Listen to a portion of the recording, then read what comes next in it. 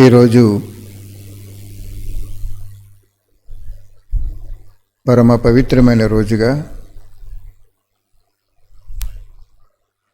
ప్రతి ఒక్కరూ మనస్ఫూర్తిగా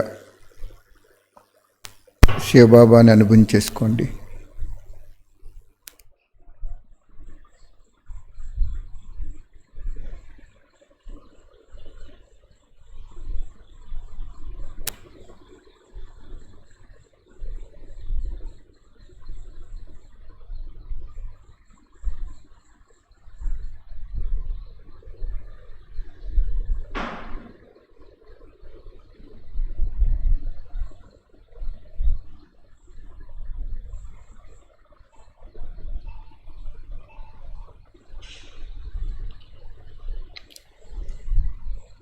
భగవంతుడు చెప్తున్న మహావాక్యాలు వినేటప్పుడు నేను ఈశ్వరుడి యొక్క విద్యార్థిని, నా ఆత్మోన్నత కోసం తెలియజేస్తున్నారు అని అనుభవించేసుకోండి.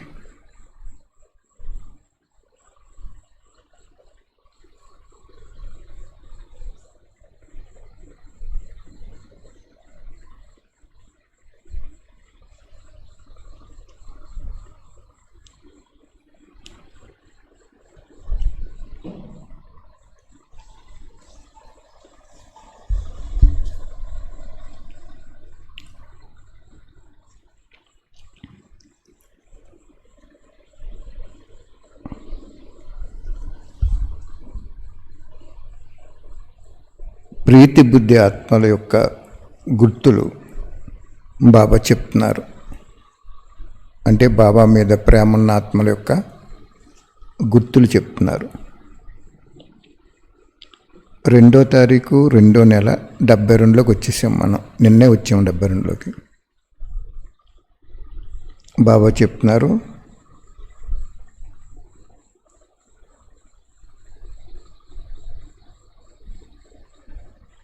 ప్రీతి బుద్ధి అంటే బాబాను తమ ఎదురుగా అనుభవం చేసుకుంటారు.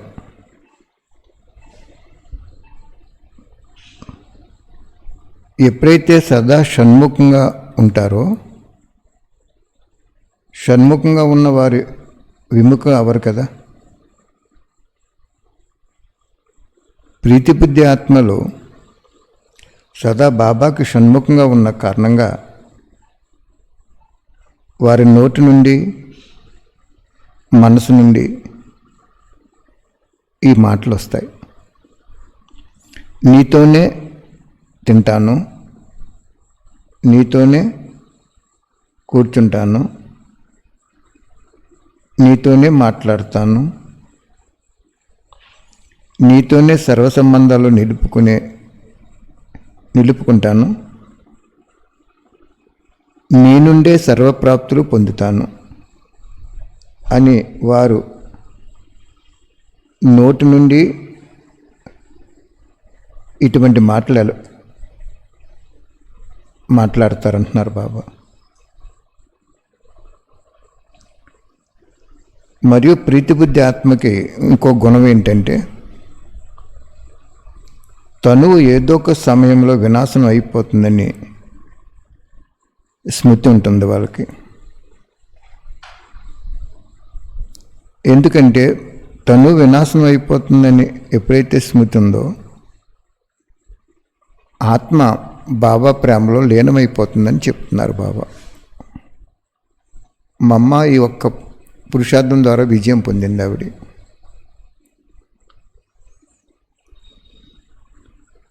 వినాశ సమయం వచ్చినప్పుడు అజ్ఞానులు కూడా బాబాని స్మృతి చేయటానికి తప్పకుండా ప్రయత్నిస్తారు. కానీ వారికి పరిచయం లభించలేని కారణంగా స్మృతి చేయలేరు, ప్రీతిని జోడించలేరు.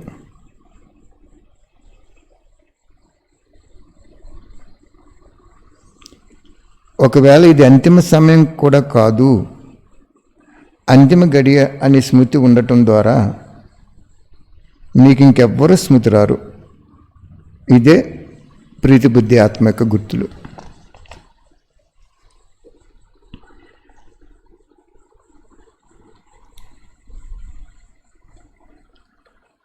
శ్రీమతానికి వ్యతిరేకంగా మనసులో సంకల్పాలు నడిస్తే ప్రీతిబుద్ధి అవ్వలేరు అంటున్నారు బాబా.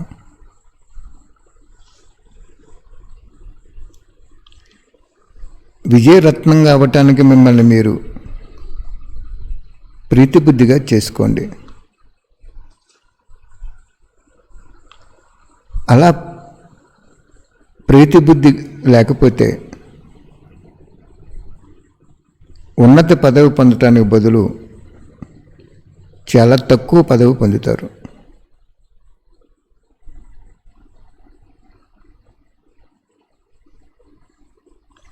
ఎక్కడైనా ఏ రకంగా అయినా ఎవరితోటైనా ప్రీతి ఉండకూడదు.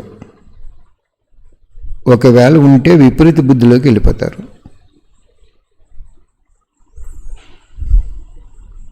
చూసారా బాబా ఏం చెప్తున్నారు?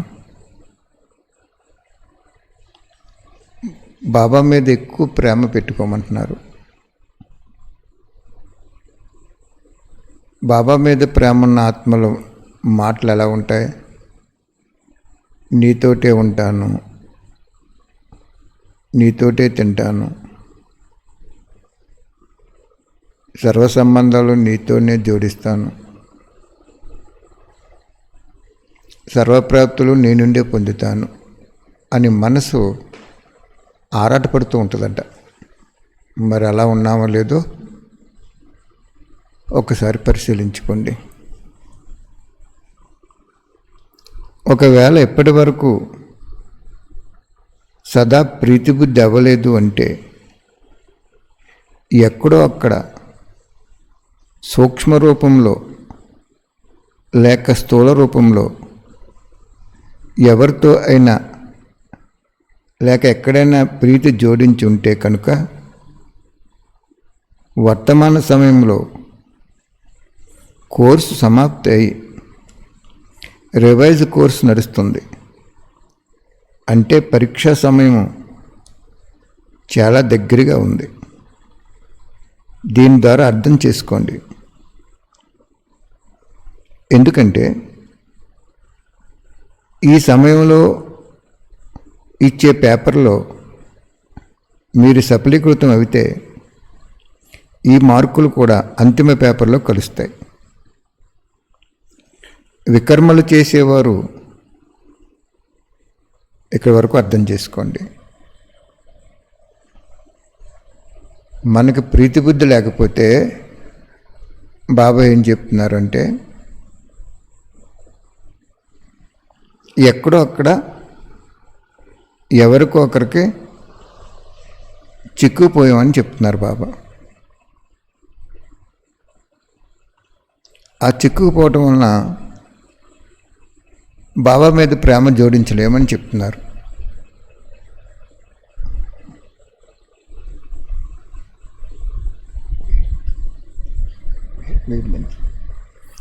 కాబట్టి బాబా ఇక్కడ మనకి ఇది అంతిమ సమయం అని అనుకునే కంట మనం అంతిమ గడి అనుకుంటే ఇంకా బాబా దగ్గరికి అవుతారంటున్నారు బాబా. నిజంగా మనకి ఇది అంతిమ సమయము అంతిమ గడియ అని అవుతూ ఉంటే బాబా మీద ప్రేమ ఉన్నట్టే. ఒకసారి పరిశీలన చేసుకోండి, ఎలాగ అనుభవం అవుతుందా లేదా.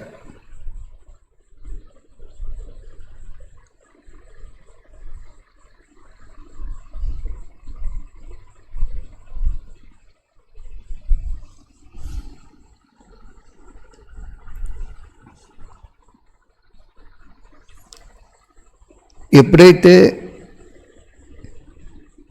ఈ ప్రీతి బుద్ధి ఉన్న ఆత్మకి మధ్య మధ్యలో చిన్న చిన్న పేపర్స్ వచ్చినా పరీక్షలు వచ్చినా ప్రేమతో ఉన్న ఆత్మ పాస్ అయిపోయి ఆ మార్కులు కూడా అంతిమ పేపర్లో కలుస్తాయని చెప్తున్నారు బాబా. అంతిమ పేపర్ చాలా భయంకరంగా ఉంటుంది. అంతిమ పేపర్ ఎలాగుండి ఇప్పుడే చాలా భయంకరంగా ఉంటుంది కదా పరిస్థితులు. బయటికి వెళ్ళలేని సమయం ఆసన్నమైపోయింది. ఒకరికొకరు సంబంధం లేకుండా పోయింది. అన్ని విభాగాలు కూడా బలహీనమైపోయినాయి కదా. అంచేత మనకు వైరాగ్యం అనేది బాబా మీద ప్రేమ ఉంటేనే వస్తుందని చెప్తున్నారు బాబా. బాబా చెప్తున్నారు, వికర్మలు చేసేవారు సూక్ష్మ రూపంలో శిక్షలు అనుభవం చేసుకుంటారు. ఇది కూడా కొద్ది సమయంలో అనుభవం అవుతుంది. అంటే బాబా పిల్లల గురించి చెప్తున్నారా, బయట వాళ్ళ గురించి చెప్తున్నారా అని మనకు డౌట్ రావచ్చు. ఎప్పుడు బాబా బయట పిల్లల గురించి చెప్పరు వాణిలో. అంటే మనం బాబా మీద ప్రేమ లేని పిల్లలకి సూక్ష్మ రూపంలో శిక్షలు అనుభవం చేసుకుంటారంటున్నారు బాబా.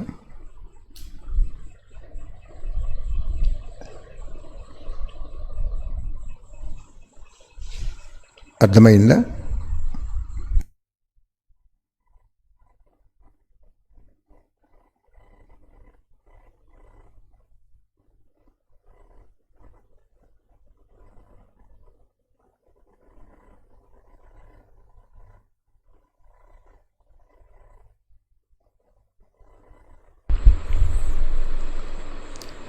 వాణి చదువుతున్నప్పుడు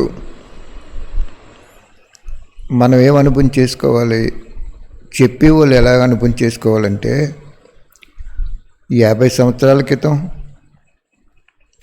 దాది గారి శరీరంలోకి వచ్చి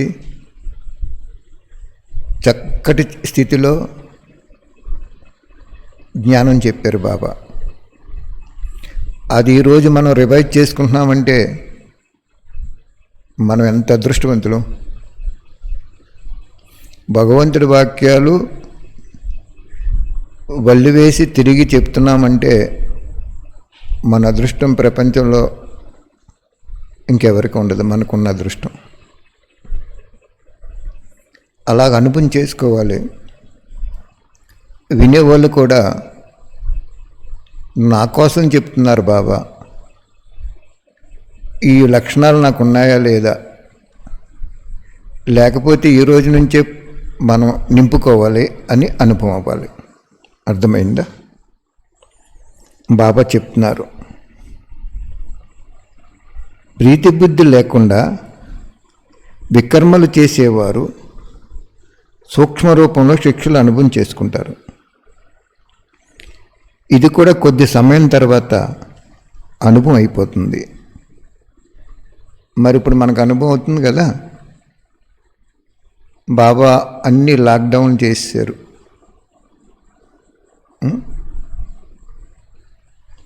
వద్దని చెప్తున్నారు ఒక అక్కయ్య అన్నయ్య కానీ. సుమారుగా అన్నయ్య చెప్తున్నారు 10 లక్షల మంది ఉన్నారు బాబా పిల్లలు ప్రపంచం మొత్తం మీద, మన భారతదేశంలో కలిసి. వాళ్ళు ప్రతిరోజు సెంటర్కి వెళ్ళి రాజయోగ అభ్యాసం చేసి క్లాసుని వచ్చేసేవారు కదా అన్నారు. 10 లక్షల మంది ఈరోజు సెంటర్లకు వెళ్లకుండా, సెంటర్ వాళ్ళు ఏమో వీళ్ళు కూడా రాకుండా ఉంచుకుని పురుషార్థం చేయవలసి వస్తుంది. మనం ఎప్పుడైనా ఊహించాము ఇలాగా? బాబా అదే చెప్తారు, అకస్మాత్తు ఎవరెడీ చాలా కాలం యొక్క అభ్యాసం అని చెప్తారు బాబా. అంటే అకస్మాత్తుగా జరుగుతుంది, చెప్పి రాదు ఏదీని. అది చెప్పితే పరీక్ష అవ్వదు. అలా చెప్పరు కూడా బాబా. బాబా ఏం చెప్పారు, అంతు చిక్కని వ్యాధులు వస్తాయి, శవాలు గుట్ల కింద పడిపోతాయి, డాక్టర్లు కూడా కనిపెట్టలేరు, కనిపెట్టే లోపల చాలామంది మందు కనిపెట్టే లోపల చనిపోతారని చెప్పారు. అంతేని కానీ పలానా రోజుని పలానా తారీఖుని పలానాది వస్తుందని చెప్పారు బాబా? చెప్పరు. మనం ఏమనుకుంటాం, అది వచ్చినప్పుడు చూద్దాం బాబా అలా చెప్తాడు, ఎప్పటి నుంచో 50 సంవత్సరాలు చెప్పుకొస్తున్నాడు బాబా అని అనుకుంటాం. అందుకే బాబా ఏం చెప్పారంటే ఇక్కడ మెయిన్ పాయింట్, ప్రీతి బుద్ధి ఉన్న ఆత్మకి ఇది అంతిమ గడియ అనుకుంటుందంట. అంటే ఈ గడియలో నేను శరీరం వదిలేస్తే ఏం పట్టుకెళ్తాను కూడా. మా అమ్మ బ్రహ్మబాబా కంటే గొప్ప ఆత్మ, చాలా సూక్ష్మ పురుషాది ఆవిడ.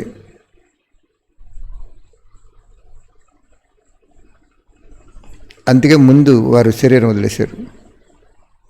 కర్మాతీత స్థితి పొంది శరీరం వదిలి ఎవరు ఏం చెప్పినా కానీ తప్పకుండా ఆవిడ సూక్ష్మతంలో ఉంటారు.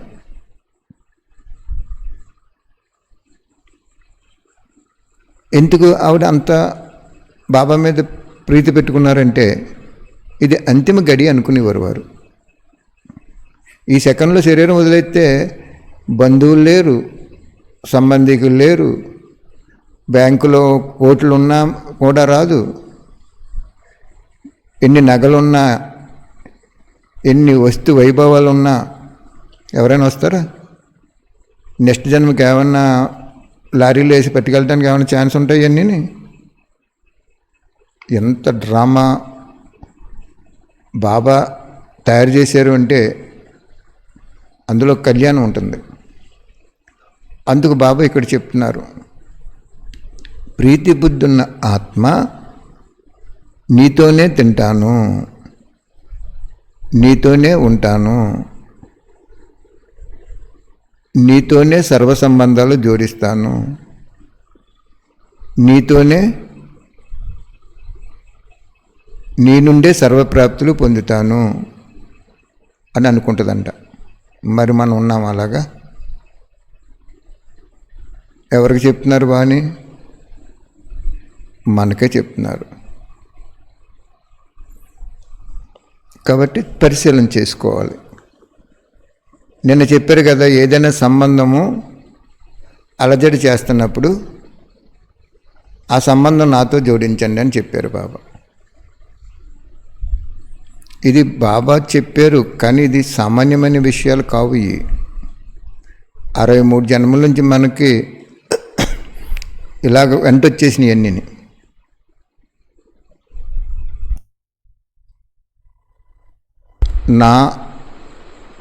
నాది నేను అనేది వచ్చేసింది.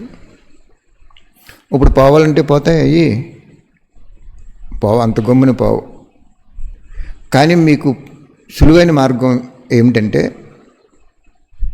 మీరు ప్రతి సంకల్పం బలి చేసుకుంటూ వెళ్తే అన్నీ పోతాయి. అంటే సంకల్పం బలి చేసుకోవటం అంటే మీ ఆలోచన వచ్చినప్పుడు ఆ ఆలోచన శ్రీమతంగా ఉందా లేదా అని పరిశీలన చేసుకోవాలి. మన్మతంగా ఉందా ఏంటి? సపోజ్ మీకు ఇప్పుడు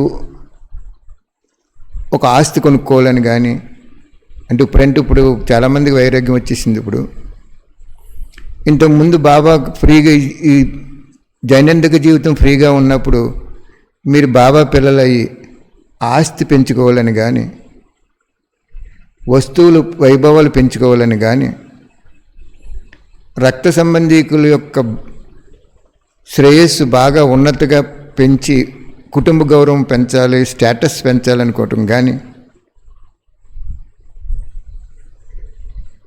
నాకు పేరు కావాలి, గౌరవం కావాలి, జనం కావాలి, ధనం కావాలని ఇటువంటి అన్నీ కూడా ప్రీతి బుద్ధి ఆత్మ లక్షణాలు కావాలి. అది ఎంత విపరీత బుద్ధి ఆత్మ లక్షణాలు.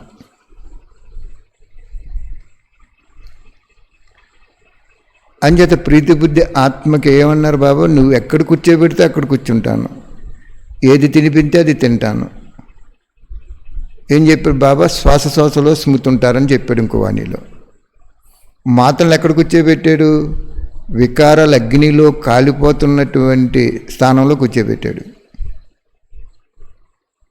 ఎలా చెప్పగలదు? ఇంట్లో ఒకళ్ళే జ్ఞానంలోకి వచ్చారు, మిగిలిన వాళ్ళు ఎవరు రాలేదు. వాళ్ళు ఎంత వ్యతిరేకంగా ఉంటారు. అదే సెంటర్లో టీచర్ ఉన్నారు, వారికి ఇటువంటి పరీక్షలు ఉండవు, వాళ్ళకి ప్రశాంతంగా ఉంటుంది, చక్కగా స్మృతిలో వండుకుంటారు, భోజనం చేస్తారు, అన్నీ బాగుంటాయి కదా. మరి వాళ్ళని అక్కడ కూర్చోబెట్టాడు, మిమ్మల్ని ఎక్కడ కూర్చోబెట్టాడు, ఇంకొకరిని ఇంకో చోట కూర్చోబెట్టాడు. మరి ఏంటి అంతా? అందుకే బాబా ఏమంటున్నారంటే, నా మీద ప్రేమ పెట్టుకోండి. ప్రీతి అంటే ప్రేమ.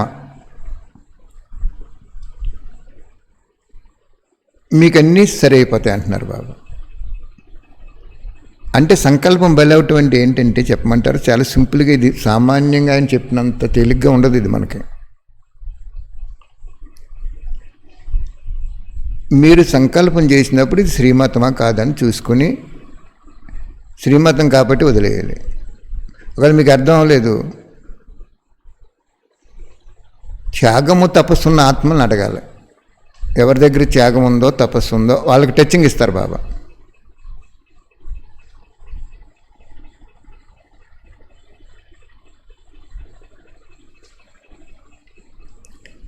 సింపుల్గా చెప్పారు బాబా. మాటలేంటి, 63 జన్మల నుంచి మనకి అలవాటైపోయింది ఇది.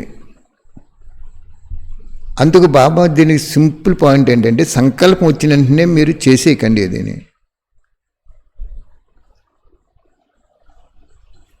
ఆ సంకల్పము శ్రీమతంగా ఉందా లేదో చూసుకోండి. ఇప్పుడు ఉదాహరణకి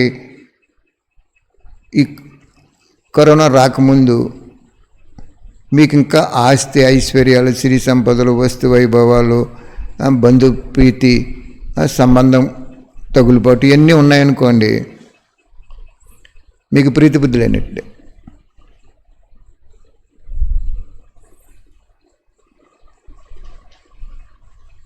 కాబట్టి బాబా ఇంకా మనకి ఎంత మంచివాడు అంటే, ఆయన తెలుసు ఇలా నడిస్తే నన్ను నామనలుగా చూస్తున్నారు, అంతేగాని నా మీద ప్రేమ ఏమీ లేదు వీళ్ళకని తెలుసు ఆయనకి.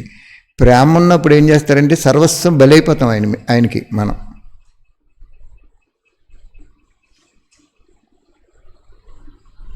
అందుకు ఇక్కడ లాక్డౌన్ ఎందుకు పెట్టారు బాబా అంటే, అప్పుడే 4 నెలలు అయిపోయింది. ఈ 4 నెలల్లో ఎలాగైతే ఒకరికొకరు దూరంగా ఉండి నాకు దగ్గర అవుతారని పెట్టారు మహానుభావుడు. ఆయన చాలా ఆలోచించి అర్పణ అయినట్టు ఆయన ఆలోచించి ఏం చేస్తారంటే, ఈ సమయంలో పరీక్ష పెడితే పిల్లలు ఫెయిల్ అయిపోతారని తెలుసు.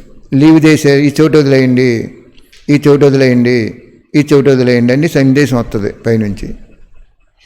ఇక్కడ మా ఆత్మ అన్నిటిలో తగులుబాటు ఉన్నప్పుడు చోటు ఎలా వదులుతుంది? వదులుతుందా? వదలదు. ఆయన తెలిసి ఫెయిల్ అయిపోతారని. మ్యాక్సిమం టోటల్గా ఫెయిల్ అయిపోతాం, మనం అందరూ ఫెయిల్ అయిపోతాం. అందుకు ఆయన ఏం చేశారంటే లాక్డౌన్ పెట్టి టీచర్స్ని ఏమని చెప్పాడు, నువ్వు ఏది ఎలా ప్రవర్తించినా అన్నీ నాకు అర్పణ చేసే సంకల్పంలో. బాబా ఈ బిల్డింగ్ నీది, ఈ వస్తు వైభవాలు నీ, ఈ వాహనాలు నీ, నాకు ఇంకెవరు రాకపోయినా పర్వాలేదు, నువ్వు ఆశీర్వాదం ఉంటే చాలు నాకు. అలాగా ఒకరితో సంబంధం జోడించారేమో అని మనకు 4 నెలలు టైం ఇచ్చాడు బాబా. ఇప్పుడు 4 నెలలు అయింది. అలాగే విద్యార్థులు కూడా బాబా నేను సెంటర్కి వెళ్ళకపోయినా అక్కేళ్ళు త్యాగం చేసి నాకు జన్మనిచ్చారు నిమిత్తంగా, మీ ద్వారా నా ఇల్లు శివాలయం చేసేసుకుంటాను. ఏ విధంగా అయితే ఒక డాక్టర్ చదివిన వాళ్ళు యూనివర్సిటీ కోర్స్ అయిపోయిన తర్వాత ప్రాక్టీస్ పెట్టుకుంటారు కదా, అలాగ నా ఇంట్లోనే నేను పెట్టుకుంటాను, నా ఇల్లే శివాలయం చేసుకుంటాను, నా మనసే మందిరం చేసుకుంటాను. ఇలాగా వీళ్ళు దగ్గర అవుతారేమో చూస్తున్నాడు ఇప్పుడు. ఓకే, చూసుకోండి మరి. అవేమో లేదండి 4 నెలల్లో, టీచర్స్ అయినా విద్యార్థులైనా. ఎందుకంటే ఆయన ఒక్కడి నుండే మనకు అన్నీ వస్తాయి. సర్వ సంబంధాలు నీతోనే ఉంటానని మనం వాగ్దానం చేయమంటున్నారు బాబా అక్కడ. అంటే దృఢ సంకల్పం పెట్టుకోమంటున్నారు. సర్వప్రాప్తులు నీ నుండే పొందుతాను అంటున్నారు బాబా. నెక్స్ట్ బాబా చెప్తున్నారు, అందులోనే ఏం చెప్తున్నారు, మీకు ప్రీతిబుద్ధి అవ్వలేదు అంటే ఎక్కడో అక్కడ సూక్ష్మాతి సూక్ష్మ రూపంలో లేక స్థూల రూపంలో ఎవరితో అయినా లేక ఎక్కడైనా ప్రీతి జోడించి ఉంటే కనుక వర్తమాన సమయంలో కోర్సు అయి రివైజ్ కోర్సు నడుస్తుంది అంటే పరీక్షా సమయం చాలా దగ్గరగా ఉందని అర్థం చేసుకోండి. 50 సంవత్సరాల క్రితం అక్కడ చెప్పారు బాబా, ఇప్పుడు రివైజ్ చేసి మీకు హృదయాలు కూర్చోపెట్టేస్తున్నాడు వాణిని. ఇప్పుడు ఈ సమయంలో మీరు ఈ లాక్డౌన్లో నాకొక్క బాబా తప్ప ఇంకేది వద్దు వద్దు వద్దు అని మనసుని కంట్రోల్ చేసుకుని బుద్ధికి కళ్ళి వేసి సంకల్పాన్ని భగవంతుడికి బలి చేసుకుంటే అర్పణ చేసుకుంటూ బలి చేసుకుంటూ అర్పణ చేసుకుంటూ వెళ్తే ప్రీతిబుద్ధి అయిపోతారండి. ఎందుకంటే సద్గురు పాత్రలో శిక్షణిచ్చైనా శిక్షించైనా పావనం చేస్తానన్నారు. సద్గురు పాత్ర అఫీషియల్ పాత్ర.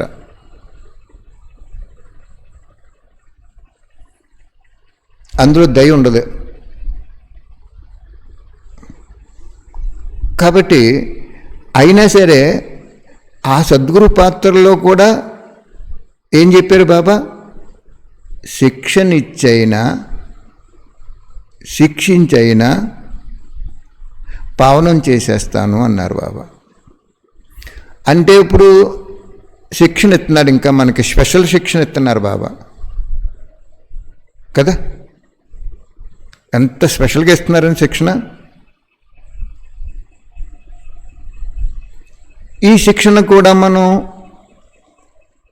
పాటించకపోతే, నిర్లక్ష్యము సోమర్థనంగా ఉంటే శిక్షించి పావనం చేసేస్తాను అంటున్నాడు. అంటే శిక్షించి అంటే ఎలా చేస్తారు?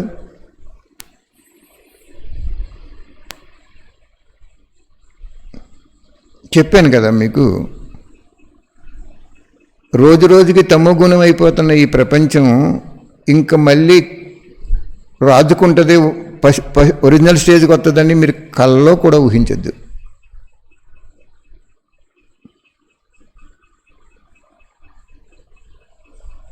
మీరు చూడండి, చిన్న గ్యాస్ స్టవ్ దృష్టిలో పెట్టుకోండి. ఒక గ్యాస్ స్టవ్ తుప్పెట్టేసి ఆ బన్నర్ ఉంటుంది కదా, మంట వచ్చేది, అక్కడ వరకు వెళ్ళిపోయినప్పుడు ఆ గ్యాస్ స్టవ్ని తీయకపోతే ఒక్కసారి బొగ్గుమంటుంది. అది తుప్పెట్టేసింది, ఆ గ్యాస్ వచ్చే గొట్టం తుప్పు తినేసింది, మీరు చెక్ చేసుకోలేదు. స్టవ్ గురించి చెప్తున్నాను నేను, ఆ పైప్ గురించి చెప్పట్లేదు. బాబా చెప్పింటున్నారు అలా మీకు. అది కడిగేటప్పుడు చెక్ చేసుకోవాలి, ఎక్కడ తుప్పెట్టిందో, ఆ వచ్చే గ్యాస్ ఎక్కడైనా లీక్ అవుతుందా, లీక్ అవి అది ఆటోమేటిక్గా పెద్దది కింద అయిపోయి ఒక్కసారిగా మంట వచ్చేస్తుందా, అది ఎక్కడ ఊడిపోయి అని మనం చెకింగ్ చేసుకుంటాం కదా. అలాగే బాబా ఏమంటున్నాడు అంటే, ఎక్కడ నీకు తగులుబాటు ఉంది, వస్తువు మీద, వ్యక్తి మీద, వైభవం మీద, నీ ఆస్తి మీద, నీ బంధువుల మీద, నీ రక్త సంబంధికుల మీద ఎక్కడ తగులుబాటు ఉందో చూసుకోకపోతే ఒక్కసారిగా వీళ్ళందరూ వేరైపోయే సమయం వచ్చినప్పుడు అప్పుడు నువ్వు పశ్చాత్తాపడిపోవాల్సి వస్తుంది. అర్థమైందా? అప్పుడు చెప్తున్నారు బాబా, ఈ సమయంలో మీరు పాస్ అవుతే ఇది అంతిమలో మార్కులో జమ అయిపోద్ది. అంతిమ ఇంకా భయంకరంగా ఉంటుందండి, యుద్ధం, ఆహారం లభించదు. అప్పుడు మనకి సత్యమైన పిల్లలకి సుబీరసం పోతాడు.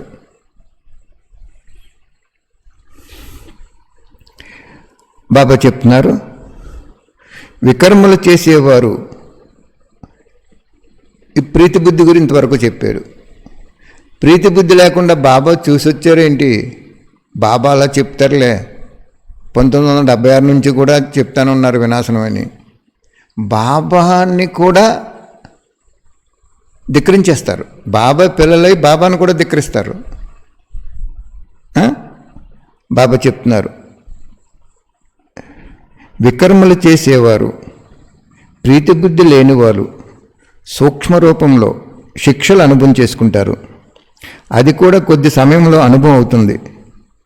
ఎలా అయితే ప్రీతిబుద్ధి ఆత్మలో నడుస్తూ తిరుగుతూ బాబా బాబా చరిత్ర మరియు బాబా కర్తవ్యం యొక్క స్మృతిలో ఉండటం ద్వారా ప్రత్యక్షంగా బాబా కలయికను అనుభవం చేసుకుంటున్నారు.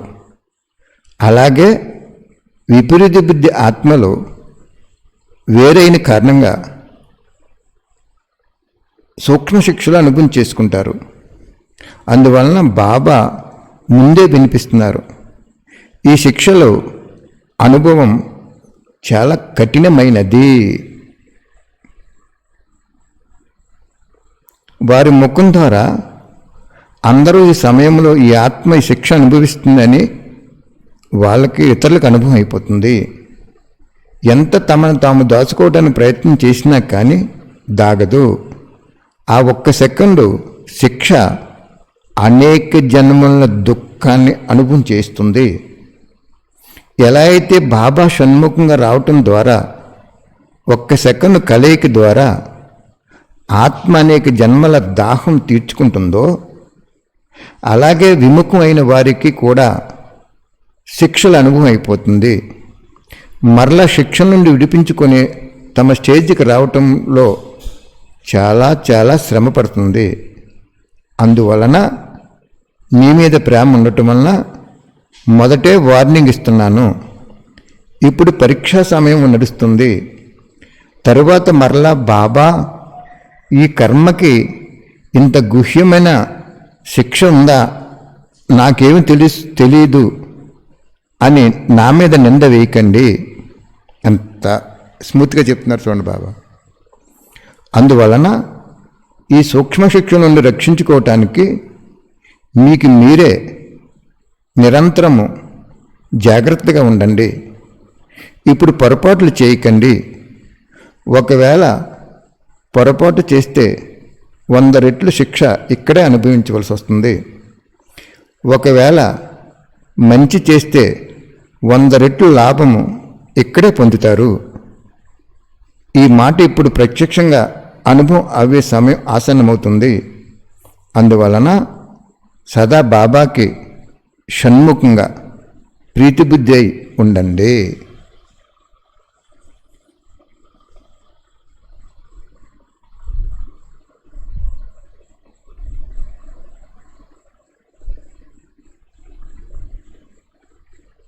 అర్థమైందా వాణి?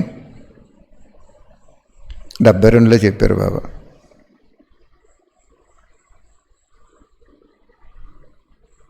నలభై 48 సంవత్సరాల విందు.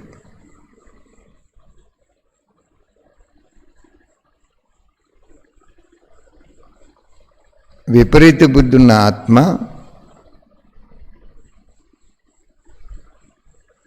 సూక్ష్మ సంకల్పంలో సూక్ష్మ శిక్షలు అనుభవించేసుకుంటారంటున్నారు బాబా. ఏం జరుగుతుందని మీరు అనుకుంటున్నారో నాకు తెలియదు, కానీ ఏం జరుగుతుందో తెలుసా? తర్వాత సీను ఆ తండ్రి నాకు అనుభవం చేశారు. ఇప్పటికి 4 నెలలు విందు. అందరికి ఇంటి దగ్గర ఉండి సత్యమైన పిల్లల ద్వారా వాణిని రివైజ్ చేసి అంతిమ కోర్సుగా మీకు ఇప్పిస్తున్నారు బాబా. ఇప్పుడు చాలామంది పరివర్తన అవుతున్నారు. ఇక్కడ ఇంకా టీచర్స్ అని, ఇన్ఛార్జ్ అని, జోన్ ఇన్ఛార్జ్ అని, విద్యార్థి అని, దాదీలని ఇంక ఉండదు. ఎందుకంటే ఆయన బయటకు వచ్చేసారు. పరంధామ నివాసి అయిపోయారు. ఇప్పుడు మధువన నివాసిగా లేరు ఆయన. చాలా మంచి మనసుతో అర్థం చేసుకోండి. ఏమీ లేదు, మీరు ఒకటే సంకల్పం చేయండి. అక్కలైనా, అన్నయ్యలైనా, టీచర్స్ అయినా, విద్యార్థులైనా బాబా నా చేత ఒక మంచి కార్యం చెప్పిస్తున్నారు, మంచి విషయం చెప్పిస్తున్నారు. మీరు మంచిగా బాబా చెప్పిస్తున్నారు. మీరు అలా మారారనుకోండి, నాకు కూడా ఎంతో పుణ్యం వస్తుంది. ఏమీ లేదు, జరిగిపోయింది, ఏదో జరిగిపోయింది, పులి స్టాప్ పెట్టేయండి. ఇప్పుడు జరిగిపోయిన విషయాల గురించి ఆలోచిస్తే మనసు తేరుకోలేదండి. ఏం చేస్తారంటే బాబా దగ్గర రోజు కూర్చోండి. బాబాని ఎదురుగా పెట్టుకోమంటున్నాడు ఇక్కడ బాబా. షణ్ముఖంలో పెట్టుకోండి నన్ను. బాబా ఇంక ఇవన్నీ నీకు అర్పణ చేసేస్తున్నాను సంకల్పంలో అర్పణ చేసేయండి. ఎందుకంటే ఇప్పుడు మనం ఏదైనా అమ్ముదామన్నా కూడా ఎవరు కొనేవాళ్ళు కూడా లేరు.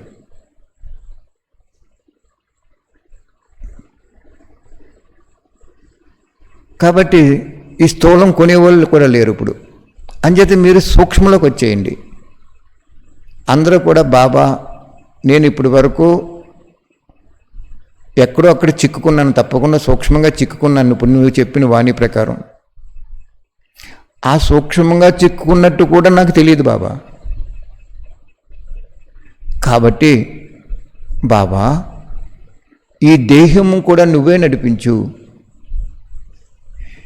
ఈ గృహం కూడా శివాలయం చెయ్యి, నువ్వు ఉంటే చాలు, నీ శక్తి కిరణాలు వస్తే చాలు. ఇలాగ బాబాకి రోజు సంకల్పం ద్వారా మీ అన్ని స్థూలము సూక్ష్మం కూడా బలి చేసేయండి. ఇప్పుడు ఎలా ఉన్నారు ఆయన? సద్గురు పాత్రలో 2 విభిన్నమైనటువంటి పాత్రలు ఉన్నాయి ఆయనకి. జడ్జి గారు 2-3 ఈరింగ్లో ఎవరి తప్పో తెలిసిపోద్ది ఆయనకి, లౌకిక జడ్జీలకి. కానీ వీళ్ళిద్దరికి శిక్ష పడకుండా రాజీపడి కేసు విత్డ్రా చేసుకుంటారేమో అని ఆలోచించి వాయిదాలు వేస్తాడు. అప్పటికి అర్థం చేసుకోకుండా ఇంకా పౌరుషంగా వచ్చేసి ఇంకో కోర్టుకి వెళ్దాం ఇలాగ అనుకున్నారనుకోండి, ఇద్దరిలో ఒకళ్ళు డౌన్ అయిపోతారు. అలాగే ఇక్కడ బాబా ఏం చెప్తున్నాడంటే జరిగిపోయింది ఏదో జరిగిపోయింది. ఇప్పుడు సూక్ష్మ సంకల్పంలో ఇవన్నీ నీయే బాబా, నాదేమీ లేదు, నిజంగా చెప్తున్నాను. నేను ఎక్కడో అక్కడ చిక్కుకుని ఏదో సూక్ష్మ కోరిక ఉండి అన్నీ తయారు చేసేసుకున్నాను. అవసరం లేని అన్నీ కూడా ఎక్స్ట్రాడినరీగా తయారు చేసేసుకున్నాను నేను. కాబట్టి ఇవన్నీ నువ్వు ఉపయోగించుకొని చెప్పండి, బాబా మీకు సహయోగం అయిపోతాడు.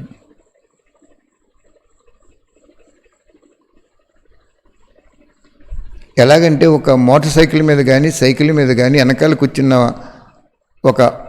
ఒక స్త్రీ, అంటే అక్కయ్య, భార్య అవనివ్వండి, కూతురు అవనివ్వండి, ఈ స్కూటర్ మీద వెళ్ళిపోతున్నప్పుడు మోటార్ సైకిల్ మీద ఆ చీర కొంగు చక్రంలో పడింది అనుకోండి, మనకు తెలియదు. అది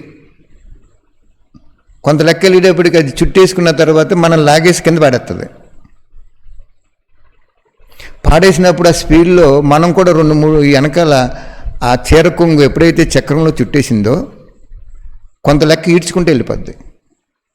అప్పుడు తెలుస్తుంది ఈ చీర కొంగు చక్రంలో పడిందని. మనం కూర్చున్నప్పుడే జాగ్రత్తగా ఆ చీర కొంగుని అందులో పడకుండా శ్రద్ధ తీసుకున్నాం అనుకోండి, సేఫ్టీగా గమ్యం చేరిపోతాం. బాబా ఉదాహరణ ఇస్తున్నారు. నాకేమీ లేదు, నేను ఇక్కడ కూర్చున్నాను అంతే. మీ అందరికీ పోసుకొచ్చినట్టు వెన్నపూసలాగా జ్ఞానాన్ని తీసి మీకు ఇస్తున్నాడు మహానుభావుడు.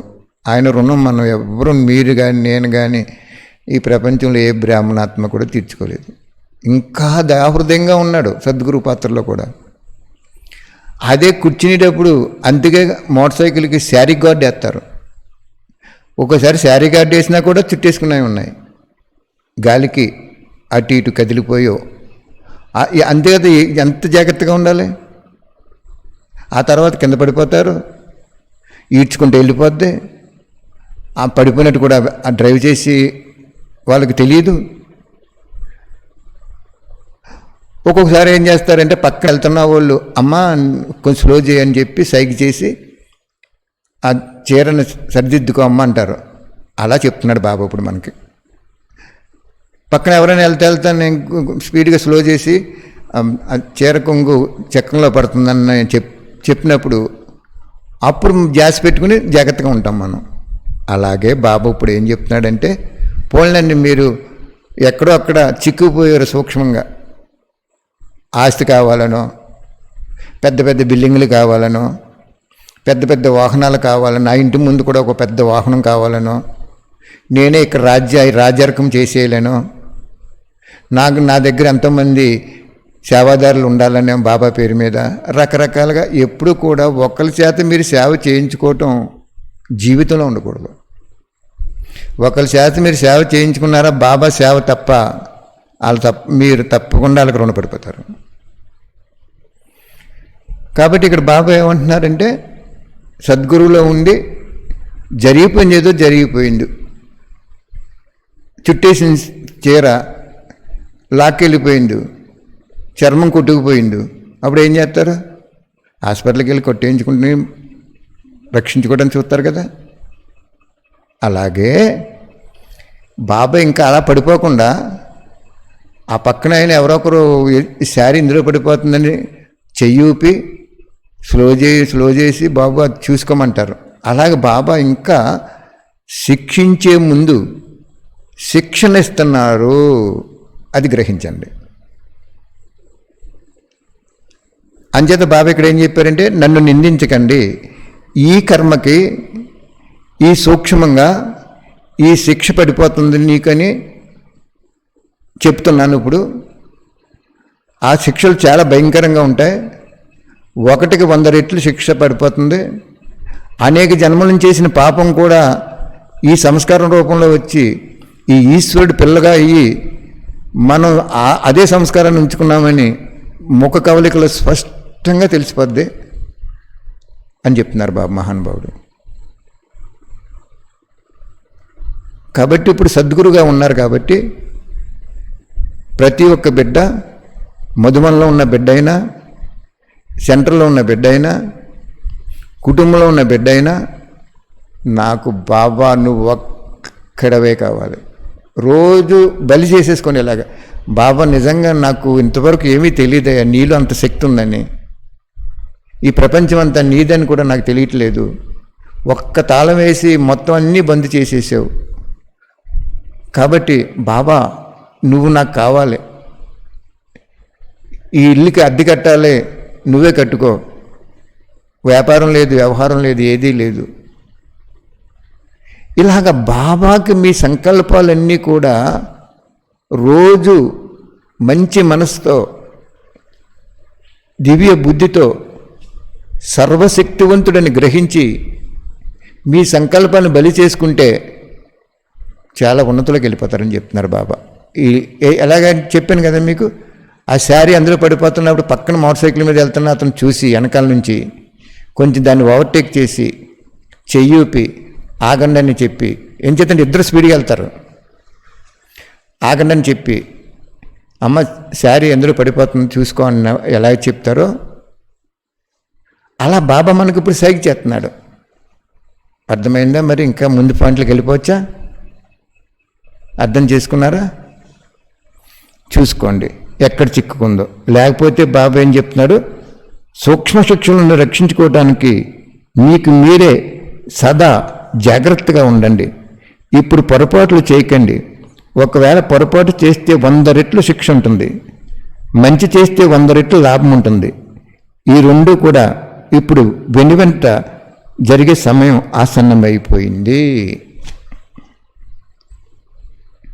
ఇంకా మనకి అన్ని తప్పులు చేసినా నిజంగా ఈ లాక్డౌన్ పెడతాం, బాబా పిల్లల్ని అందరినీ కూడా ఇంక పోస్ట్ లేదు, పొజిషన్ లేదు, ఏమీ లేదు, ఆస్తి లేదు, ఐశ్వర్యం లేదు, ఏమీ లేదు, బాబా నువ్వే కావాలి, నువ్వే కావాలి, నాకేమొద్దు, నువ్వే కావాలి, నీలోనే అన్నీ ఇమిడి ఉన్నాయి.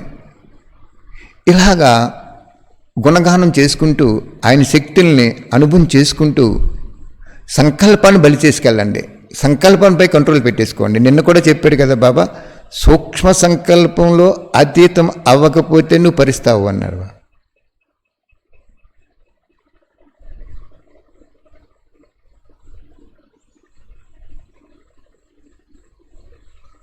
సూక్ష్మ సంకల్పం ఎలా ఉంటుందంటే, బ్రహ్మబాబాకి బెగ్గర్ స్టేజ్ వచ్చింది, పిండి లేదు, గంట కొట్టాలి, గంట కొట్టలేదు, కనీసం ఒక అట్టేసుకుందామంటే ఇక్కడ పిండి కూడా లేదు వాళ్ళకి.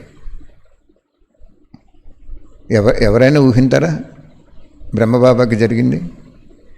బ్రహ్మబాబాని ఎందుకలా చూపించాడు? మనందరికీ ఆదర్శమూర్తి అతను, ప్రతి కర్మకి ఆదర్శమూర్తి. చెప్తే అర్థం అవుదని ప్రాక్టికల్గా చూపించాడు. అతను ఆ సమయంలో ఏమన్నాడు?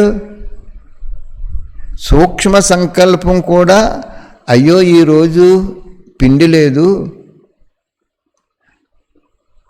ఎవరికైనా ఫోన్ చేసి మనం డబ్బు తెప్పించుకుందామని కూడా సంకల్పం రాలేదు ఆయనకి. ఆయనకి లౌకిక జీవితంలో ఎంతోమంది స్నేహితులు ఉంటారు, బంధువులు ఉంటారు.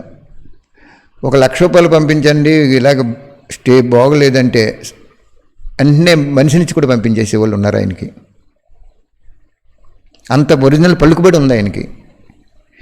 మనమైతే ఏం చేస్తాం, అన్నయ్య మేము ఈ బట్టి చేస్తున్నాం, నువ్వు అది సప్లై చేయి, నువ్వు ఇది సప్లై అది సప్లై చేయి అంటాం. ఆయన అసలు అన్నాడు అలాగా?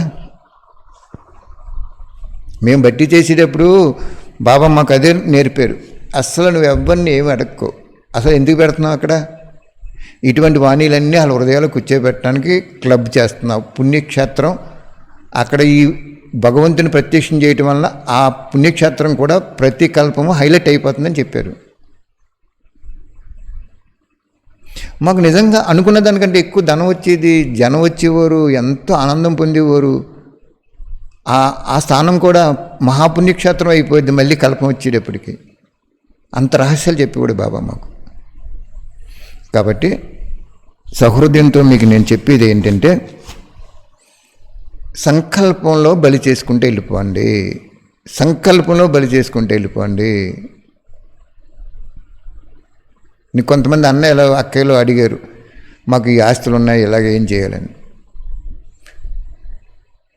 బాబాతో చెప్పండి, అవసరమైతే అమ్మడానికి ప్రయత్నం చేయండి. ఒకవేళ కొనలేదు ఎవరోనూ, మీ సంకల్పం ఎలివేట్ అవ్వింది కాబట్టి, పశ్చాత్తాప హృదయంతో ఎలివేట్ అవ్వింది కాబట్టి బాబా జమ చేసేస్తారు. ఎందుకంటే అంతిమంలో వినాశనం అయిపోతుందని అజ్ఞాని ఆత్మలో భగవంతుడా నాకు ఇది తీసేసుకో అది తీసేసుకో నా ఇల్లు ఇచ్చేస్తానని అంటారని చెప్పారు బాబా. అజ్ఞాని ఆత్మలు ముఖ్యంగా.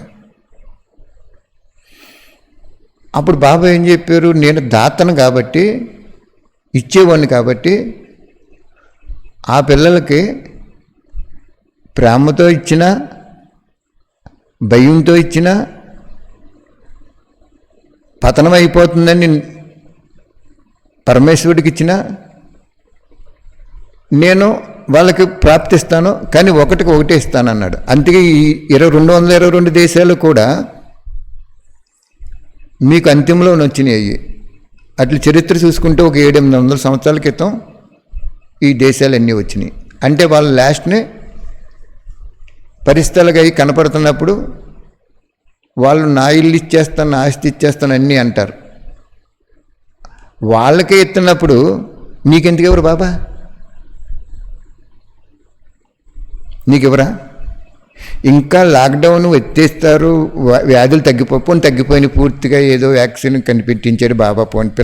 బయట పిల్లలు బాధపడిపోతున్నారని కనిపెట్టించేశారు, తగ్గిపోయింది.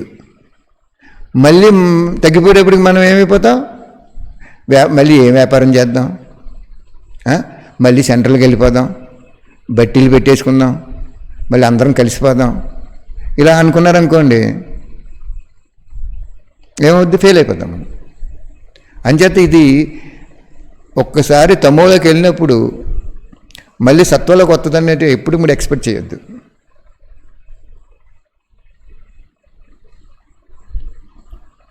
ఒకవేళ అలాగే జరిగిందనుకోండి, అలా జరిగినా కూడా మీరు బాబా దగ్గరకు వచ్చిన, బాబా నాకు ఎవ్వరు రాకపోయినా పర్లేదు బాబా ఈ సెంటర్కి. విద్యార్థులు ఏమో, బాబా నేను సెంటర్కి వెళ్ళకపోయినా చాలు బాబా, నాకు నా ఇల్లు శివాలయం అయిపోయింది ఈ 4 నెలల్లో. అలాగ ప్రతి ఒక్కరూ ఒక్కడిలో ఉండాలి, ఒక్కడనే స్మృతి చేయాలి. ఆ ఒక్కడు ఎవరి కోసం వచ్చాడు, నీ కోసం నా కోసం కాదు, అందరి కోసం వచ్చాడు ఆయన. అంటే అందరూ కూడా ఏకకంఠంతో నువ్వు ఒక్కడే కావాలి బాబా, నువ్వు ఒక్కడే కావాలి. మరి లాస్ట్ని అంతిమంలో వీళ్ళు అంటున్నారు కదా అన్నీ నేను ఇచ్చేస్తానని. అప్పుడు ఆయన తెలుసు ఎందుకు ఇస్తున్నారు, పనికిరాంది ప్రకృతులు పాడైపోతుందని పరమాత్మకి ఇస్తున్నారు. అప్పుడు కూడా దయాహృదయుడిగా ఉన్నాడు అక్కడ ఆయన. భగవంతుడంటే మీకు కరుణామయుడు. ఆ కరుణామయుడు, ఆ కరుణ రసం ఎంత ఉందో నీకు అర్థం అవ్వాలంటే నీ జీవితాన్ని ఆయన బలి చేసినప్పుడు అర్థమవుద్ది. లేకపోతే ఆయన కరుణ నీకు అర్థం అవ్వదు. ఏదో జస్ట్ 0.1% కూడా అర్థం అవ్వదు. కరుణామయుడు ఆయన. యేసుక్రీస్తు అదే అని వాడు కరుణామయుడు అంటారు ఆయన్ని. ఎవరైనా ఆయన్ని పరోక్షంగా భగవంతుని జ్ఞాపం చేసుకున్నారు, అందుకే వాళ్ళకు కూడా భాగ్యం ఇచ్చాడు. అంచేది భగవంతుడు ఎప్పుడు కూడా మనం ఒక్కడవాడు అనుకోకండి, ఎప్పుడు అందరి వాడు ఆయన. అందరి కోసం వచ్చాడు, అందరినీ అద్భుతంగా తీర్చిదిద్దడానికి వచ్చాడు. ఓకే, నెక్స్ట్ పాయింట్, సోమర్తనం కూడా ఏం చేస్తుందంటే సింపుల్గా చెప్తున్నాడు బాబా, సోమర్తనము సామాన్య కర్మలోకి తీసుకొచ్చేస్తుందంట. సోమర్తనం ఎలా ఉంటుందంటే చూద్దాంలే, చేద్దాంలే, అలా చేద్దాంలే, ఇప్పుడు ఏం కంగారు వచ్చింది. ఆయన ఏమంటాడు, అకస్మాత్తుగా వస్తుందయ్యా, ఎవరు రెడీగా ఉండవయ్యా, చాలా కాలం అభ్యాసం ఉంటేనే కానీ నీకు అలా జరగదయ్యా. ఇప్పుడు మనం మోటార్ సైకిల్ మీద వెళ్తున్నాం, వర్షాకాలం రెయిన్ కోట్ బ్యాగ్లో పెట్టుకుంటే మంచిదే కదా. బ్యాగ్లో పెట్టుకున్నాం అనుకోండి, కొంచెం మొబ్బట్టినే తొడిగేసుకుంటాం, చక్కగా సేఫ్టీగా ఇంటికి వచ్చేస్తాం తడిసిపోకుండా. లేకపోతే తడిసిపోతే రొంపడతాం, అనేక రకాల ట్రబుల్గా ఉంటుంది. ఆ అలవాటు మీకు వర్షాకాలం రాగానే రెయిన్ కోట్ ఆ బాక్స్లో పెట్టుకోవాలని మీకు సంకల్పం, అభ్యాసం ఉంటేనే కదా పెట్టుకుంటారు. అభ్యాసం లేదనుకోండి, అకార్డింగ్ టు పొజిషన్ బట్టి మీకు అభ్యాసం చేసుకోకపోతే నష్టపోతారు. అదే ఇక్కడ చెప్తున్నారు బాబా, అకస్మాత్తుగా జరుగుతాయి, ఏది కూడా చెప్పి జరగదు. అందరూ ఏమనుకుంటున్నారు, సంగమయుగం ఆయుసు 100 సంవత్సరాలు అంటున్నారు. పోనీ 100 సంవత్సరాలే ఉంది, నువ్వు 100 సంవత్సరాలు ఉంటావా? నీది అంతిమ గడి, నీ గడి నీకు అంతిమ గడి నీకు తెలుసా? అంచేత మనం ఈరోజు ఎలా ఉండాలి అంటే సోమర్తనం అవ్వద్దు అంటున్నారు బాబా. సోమరులకు అవ్వకండి. సోమరులు ఎలా ఉంటారంటే లక్షణాలు ఆయన చెప్తున్నారు, శ్రేష్టకర్మను చేయనీయకుండా చేసేస్తుంది సోమర్తనం. సోమర్తనం అనేక రూపాల్లో ఉంటుంది. మీ పురుషార్థంలో ముందుకు వెళ్ళడంలో సోమర్తనం చాలా విఘ్నరూపం అయిపోతుంది. అర్థమైందా? సోమర్తనానికి ఒక గుర్తు చెప్తున్నారు బాబా.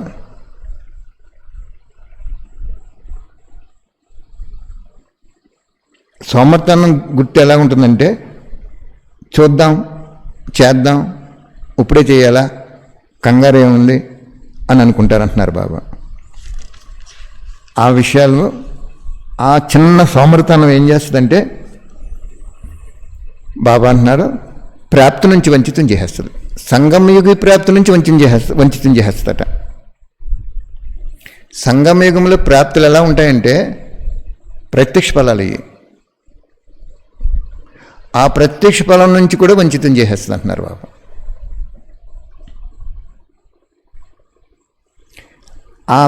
అది ఎలా ఉంటుందంటే బుద్ధిని సంలగ్నత నుంచి దూరం చేసేస్తుంది అంటున్నారు బాబా.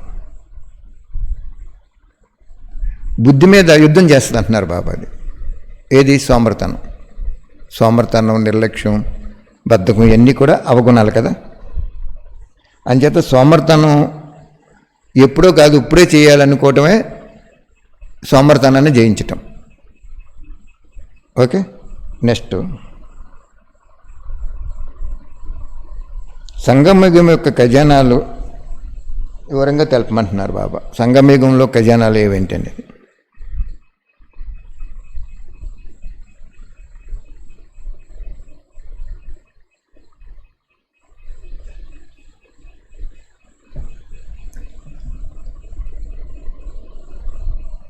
లైన్లో చదువుతాను, జాగ్రత్తగా అర్థం చేసుకోండి.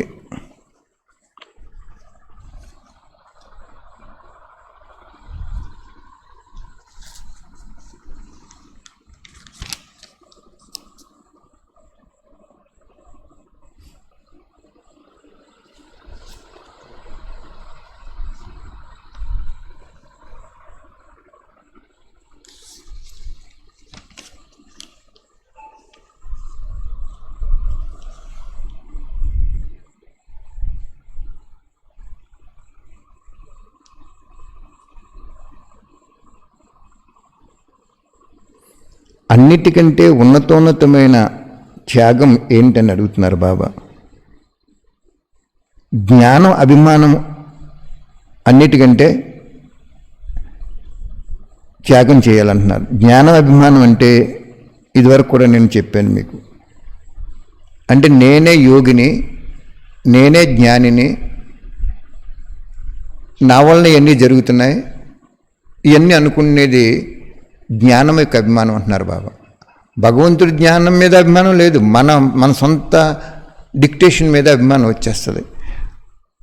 అది కూడా పోవాలని చెప్తున్నారు. సంగమయుగంలో ఎక్కువ విఘ్నం వేసేది ఈ బుద్ధి యొక్క అభిమానము. ఈ అభిమానము దేహాభిమానంలోకి జమ అయిపోతుంది అంటున్నారు బాబా. దేహాభిమానంలోకి తీసుకొచ్చేస్తుంది. ఇది ఎలా పోద్ది చెప్పండి? ఎలా పోద్దంటే, బాబా ఈ విశేషత నువ్విచ్చేవా తండ్రి, నాది కాదు, నీదే, నువ్వు పెట్టుబడి పెట్టావు నాకు అని మనం ఎంత పవర్ఫుల్గా జ్ఞానం చెప్తున్నా ఆ వచ్చే ప్రశంసలు ఏమనేవండి, ఏదైనా బాబాకు అర్పణ చేసేయాలి. ఎందుకంటే ఆ విశేషత బాబా మనకిస్తారు.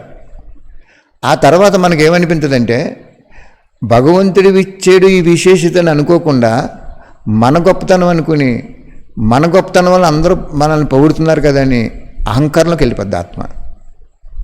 ఇక్కడ చాలా జాగ్రత్తగా ఉండాలి. ఇక్కడ ఇంతకుముందు కూడా చెప్పారు బాబా 69లో, ఈ బుద్ధి యొక్క అభిమానం ఉన్నవాళ్ళు వేరే మత చక్రంలోకి వెళ్ళిపోతారని చెప్తారు.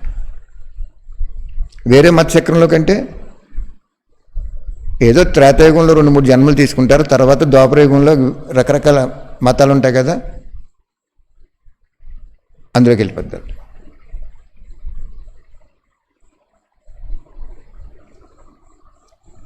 అందుచేత బాబా అంటున్నారు, ప్రతి సెకండు దేహంతో ఆత్మకి లోతైన సంబంధం ఉన్న కారణంగా దేహాభిమానం చాలా లోతుగా అయిపోయింది. ఎందుకంటే ఎంత త్యాగం చేస్తారో అంతగానే వర్తమాన సమయంలో మరియు భవిష్యత్తులో కూడా భాగ్యం పొందుతారు. సంగమయుగంలో కేవలము త్యాగం చేయాలి మరియు భవిష్యత్తులో భాగ్యం తీసుకోవాలి. ఇలా కాదు. ఎవరు సంగమయుగం ఎంత త్యాగం చేస్తారో, ఏ సెకండ్ త్యాగం చేస్తారో, ఆ సెకండు ఎంత త్యాగమో దానికి రిటర్న్లో ఈ సంగమయుగంలో వారికి అనేక రెట్లు భాగ్యం తప్పకుండా లభిస్తుంది. సంగమయుగంలో త్యాగం యొక్క ప్రత్యక్ష రూపంలో ఏమి భాగ్యం లభిస్తుందో తెలుసా? ఇప్పుడిప్పుడే త్యాగం చేయటం, ఇప్పుడిప్పుడే భాగ్యం పొందటం. సత్యయుగంలో అయితే నీకు జీవన్ముక్తి పదవి లభిస్తుంది, కానీ ఇక్కడ ప్రత్యక్ష ఫలం లభిస్తుంది. ఎందుకంటే భాగ్య విధాతని మీ వారుగా చేసుకున్నారు. స్వయం భాగ్యం తయారు చేసేవారు మనవాడు అయిపోయారు. ఇది అన్నిటికంటే ఉన్నతోన్నతమైన భాగ్యం కదా. ఇది కేవలం సంగమయుగంలోనే లభిస్తుంది. స్వయం భగవంతుడు మనవారు అయిపోయారు. ఒకవేళ త్యాగం చేయకపోతే బాబా కూడా మనవాడు అవ్వరు.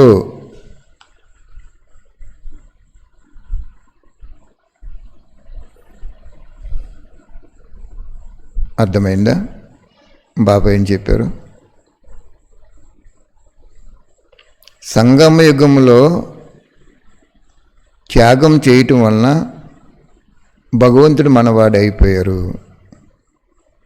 ఒకవేళ సంగమయుగంలో నువ్వు బాబా పిల్లవాడుగా పిలవబడినప్పటికీ నువ్వు త్యాగం చేయకపోతే ఏం చెప్పారు బాబా? బాబా నీవాడు ఎవరో, బాబా దూరం అయిపోతారంటున్నారు.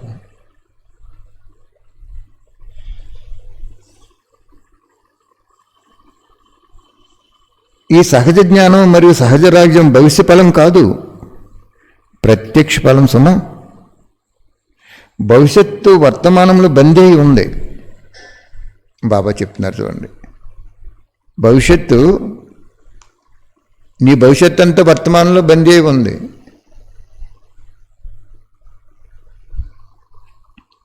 కానీ సర్వశ్రేష్ఠ భాగ్యం మొత్తం కల్పంలో ఎక్కడ పొందలేరు. ఇంత భాగ్యము భవిష్యత్తులో 84 జన్మల యొక్క భాగ్యము ఈ సంగమయుగం అయిపోయింది అంటే ఇంక మీరు పొందలేరు అని చెప్తున్నారు బాబా. మీరు ఒకటే గుర్తించుకోండి, చెప్తాను తర్వాత ఇది చదవనండి, మంచి మంచి పాయింట్స్. ఒకవేళ దేహాభిమానాన్ని త్యాగం చేయకపోతే, ఆత్మాభిమానిగా కాకపోతే మీకు భాగ్యం తయారవదు.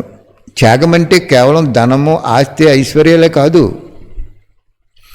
మన బుద్ధి చెప్పినట్టు మనం నడుచుకోకూడదు, అర్థమైందా? పరమతంలో నడుచుకోకూడదు, అర్థమైందా? మన్మతంలో నడుచుకోకూడదు, అర్థమైందా? ఇంతకుముందు చెప్పిన వాణిని పట్టుకొచ్చాను ఇక్కడ. సాంగత్య దోషంలో కూడా వెళ్ళకూడదు, అర్థమైందా? బాబాయ్ చెప్పాడు ఆహార దోషంలో కూడా వెళ్ళకూడదు. ఎవరైనా నీకు విందులు పిలిచి నిన్ను సన్మానం చేసి విందులు పెట్టినా కూడా నువ్వు వెళ్ళకూడదు. అసలు బాబా పిల్లలు సన్మానం చేయించుకోకూడదు, ఎందుకంటే తండ్రి ఉండగా సన్మానం చేసుకోకూడదు. అది కూడా త్యాగమే. త్యాగం చాలా ఉన్నాయి, వెరైటీస్.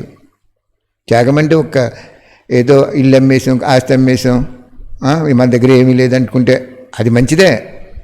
ఇంకా చేయవలసిన త్యాగాలు చాలా ఉన్నాయి. బాబా ఉండగా మనం సన్మానం చేయించుకోకూడదు. ఒకసారి ఒక హైదరాబాద్లో ఒక సెంటర్ అక్కయ్య గారు పిలిచి చక్కగా మంచిగా చెప్తున్నాం అన్నయ్య అని రమ్మన్నారు. చాలా మంచి అక్కయ్య, నేను చెప్తున్నాను కదా, చాలా సెంటర్లో చాలా మంచి మంచి అక్కయ్యలు ఉన్నారు, బ్రహ్మబాబాలాగా. వారు ఒక శాలువ కప్పి నాకు శాలువ తెచ్చి కప్పబోయారు. నాకు ఇదే జ్ఞాపకం వచ్చింది. బ్రహ్మబాబాకి సన్మానం చేయటానికి ఒకళ్ళు వచ్చినప్పుడు బ్రహ్మబాబాకి తెలియక అంగీకరించారు ఆయన. తర్వాత ఇంకొకరి శరీరంలో బ్రహ్మబాబా వచ్చి ఆయన వెళ్ళిపోయిన తర్వాత నువ్వు సన్మానం చేయించుకోకూడదు, సన్మానం చేసుకోవటం వల్ల సూక్ష్మంగా లోపల సూక్ష్మ అహంకారం వస్తుంది, అది ఎంతో పుణ్యాన్ని సమాప్తి చేసేస్తాను. పెద్ద పాయసంలో ఒక విషం బుట్టు పడింది అనుకోండి, అది వాడం కదా మనం. అది నాకు ఎప్పుడు ఆ జ్ఞాపకం ఉంది, అది ఆ విషయం. అప్పుడు అక్కగారు ఏమనుకోకండి, నాకు బ్యాడ్జీ ఉంది, శివ పరమాత్మని బ్యాడ్జీ పెట్టుకుంటాను నేను. ఆ బ్యాడ్జీలో కూడా శివుడు ప్రత్యక్షం అవ్వాలని భావన. అది తీసి ఈ బ్యాడ్జీకి కప్పండి, ఆయన ఉండగా మనం చేయించుకోకూడదంటే అందరూ తప్పట్లు కొట్టి చాలా సంతోషించారు. వారు ఏమనుకుంటారని మనం అక్కడ సత్యం తెలుసున్న తర్వాత సన్మానం చేయించుకున్నాం అనుకోండి, అయిపోయింది, మనం పుణ్యం అంతా సమాప్తం అయిపోయింది. వాళ్ళు ఏమనుకుంటారనుకుంటే ఈయనేమనుకుంటాడు అనుకోవాలి కదా. మనం అక్కడ మనం ఎవరు వాడేపోయాం? ఆయన వాడేపోయాం. ఆయన వాడు అవటం వల్లనే కదా అందరూ మనల్ని ఆరాధిస్తున్నారు, ఆశీర్వదిస్తున్నారు, ఆప్యాయతతో చూస్తున్నారు. ఆయన్ని ప్రత్యక్షం చేయాలి కదా అక్కడ మనం. అలాగే ఇక్కడ బాబా ఏం చెప్తున్నారంటే, త్యాగం అంటే ప్రతి విషయంలో త్యాగం చేయాలి, ఒక్కటే కాదు. నీవు నాకంటే గొప్పగా చెప్పగలదని నీకు నా వాణిని పక్కన పెట్టేసి నీ మతం మిక్సింగ్ చేసి చెప్పేవా, వేరే మతశక్తులకు వెళ్ళిపోతాం. అది కూడా బుద్ధి యొక్క అభిమానం. అదే చాలా ప్రమాదమైనటువంటి అభిమానం అని చెప్తున్నారు బాబా. అది త్యాగం చేయాలని చెప్తున్నారు బాబా. కాబట్టి బాబా చెప్తున్నారు ఇక్కడ, ఒకవేళ దేహాభిమానాన్ని త్యాగం చేయకపోతే, అంటే ఆత్మాభిమానిగా కాకపోతే భాగ్యం తయారవదు. సంగమయుగం యొక్క శ్రేష్ఠ భాగ్యము నుంచి వంచితం అయిపోతారు. అర్థమైందా? మొత్తం రోజంతట్లో కొంచెం సమయము దేహాభిమానం త్యాగం చేశారు, మరి కొంత సమయము కిందకు వచ్చేస్తుంటారు. కానీ ప్రతి సెకండు కూడా మీరు పరిశీలించుకుని సర్వప్రాప్తులు ఎవరి నుంచి వస్తాయో అతనికి బలివ్వండి అంటున్నారు బాబా. సంగమయుగంలో ప్రాప్తులు ఎవరు ఇస్తున్నారు మనకి? బాబా ఇస్తున్నాడు. మరి నాకు ఒకసారి కిడ్నీస్ ఎఫెక్ట్ వచ్చినప్పుడు మీకు చెప్పాను కదా, బాబా మళ్ళీ దాన్ని కొత్త కిడ్నీస్ ఇచ్చేసారు మహానుభావుడు. ఆ సమయంలో హోమియోపతి పెద్ద పెద్ద డాక్టర్స్ కూడా ఫెయిల్ అయిపోయారు, ఔషధం కూడా ఫెయిల్ అయిపోయింది. మరి ఎవరిచ్చారు? అదే నమ్మకం పెట్టుకోవాలి మనం. ఒక్కసారి ఒక ఉపకారం భగవంతుడు మనకి చేసాడు అంటే ఆ తర్వాత మర్చిపోయామంటే ఉపయోగం లేదు. ఏంటి ఉపయోగం మనకు మర్చిపోతే? ఒక్క చిన్న ఉపకారం చేయకుండా ఎప్పుడు భగవంతుడు ఉండడు. ఫస్ట్నే మనం ఉపకారం చేసేస్తాడు. ఆ ఉపకారం చేయటంలో మనం ఏమనుకుంటామంటే మన గొప్పతనం వలన ఇంత గొప్పవాళ్ళుగా అవేమనుకుని భగవంతుడు ఇచ్చినోని మర్చిపోతాం. అందుకే బాబా ఏమన్నారంటే, నీకు ఏ విశేషత ఇచ్చినా నేను ఆ విశేషతని ఇచ్చిన వాడిని నేననేది మర్చిపోకు అంటున్నాడు బాబా. చెప్పాను కదా, మాతలను ఎక్కడ కూర్చోబెట్టాడు? వికారాల అగ్నిలో కాలిపోతున్న స్థానంలో కూర్చోబెట్టాడు. కన్యలను ఎక్కడ కూర్చోబెట్టాడు? ప్రశాంతంగా ఉండే స్థానంలో కూర్చోబెట్టాడు.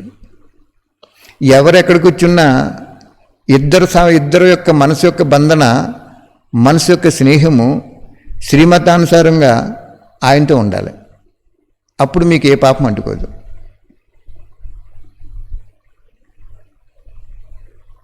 కాబట్టి బాబా చెప్తున్నారు, సంఘమయుగము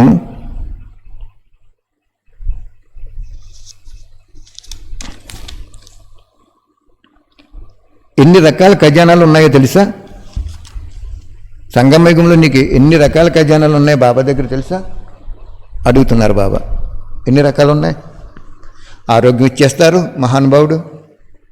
అంతగా వైద్యనాథుడు అన్న పేరుంది ఆయనకి.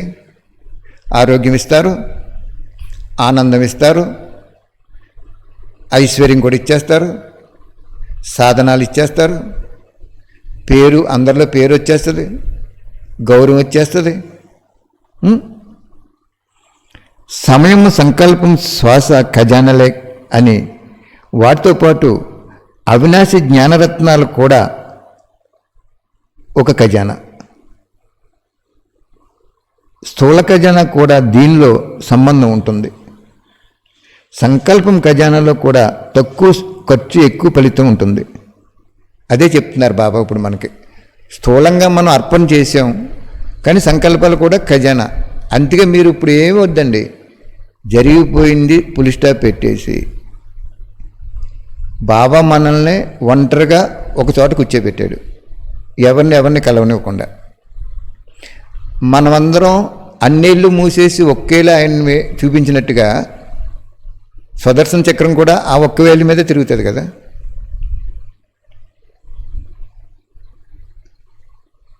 చూడండి, ఏనుగు బంధించినప్పుడు అతను వచ్చి ఆ చక్రం విసిరినట్టు చూపించారు కదా.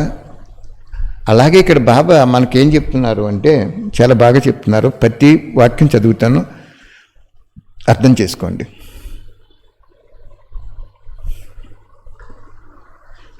బాబా చెప్తున్నారు, సమయము, సంకల్పము, శ్వాస ఖజానాలే, కానీ వాటితో పాటు అవినాశి జ్ఞానరత్నాలు కూడా ఖజానాయే. స్థూల ఖజానా కూడా దీనిలో సంబంధం ఉంది, ఇది పరిశీలించుకోండి. సంకల్ప ఖజానాలో కూడా తక్కువ ఖర్చు ఎక్కువ ఫలితం పొందేవారుగా అయ్యానా అని అనుభవం చేసుకోండి. ఎక్కువ ఖర్చు చేయకండి, సంకల్పాలను కూడా ఎక్కువ ఖర్చు చేయకండి. మీ సంకల్పాల ఖజానాని వ్యర్థంగా పోగొట్టుకోకపోతే శక్తివంతమైన మరియు శ్రేష్ఠ సంకల్పం జమ అయిపోతుంది. శ్రేష్ఠ సంకల్పంతో పాటు ప్రాప్తి కూడా శ్రేష్టంగా ఉంటుంది.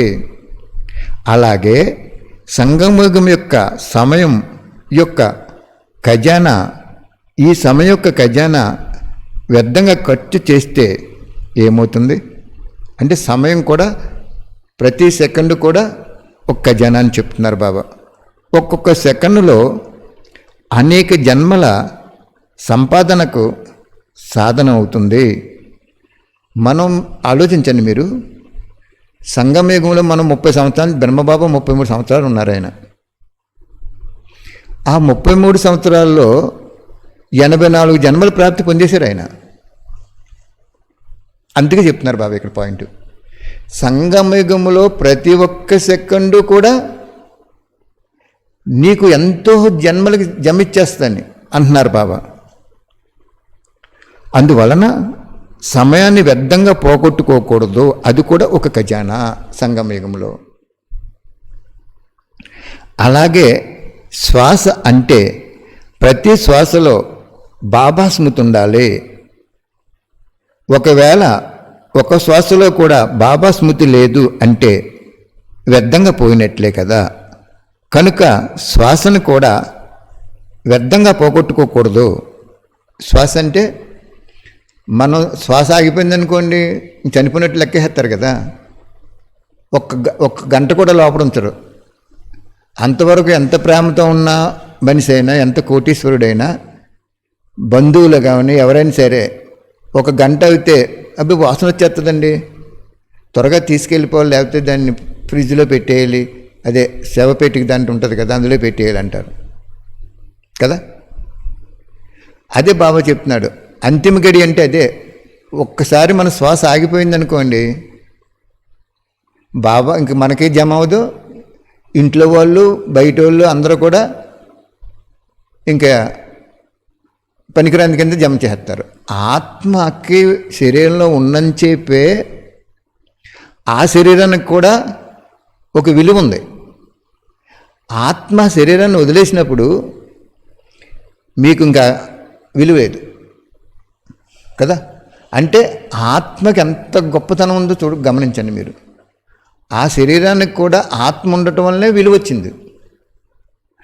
ఒకవేళ బాబా చెప్తున్నారు, ఒక్క శ్వాసలో కూడా బాబా స్మృతి లేదు అంటే వ్యర్థంగా పోయినట్లే. కనుక శ్వాసను కూడా వ్యర్థంగా పోగొట్టుకోకూడదు. అలాగే జ్ఞాన ఖజానాలో కూడా ఒకవేళ ఖజానాన్ని సంభాళించటం రావటం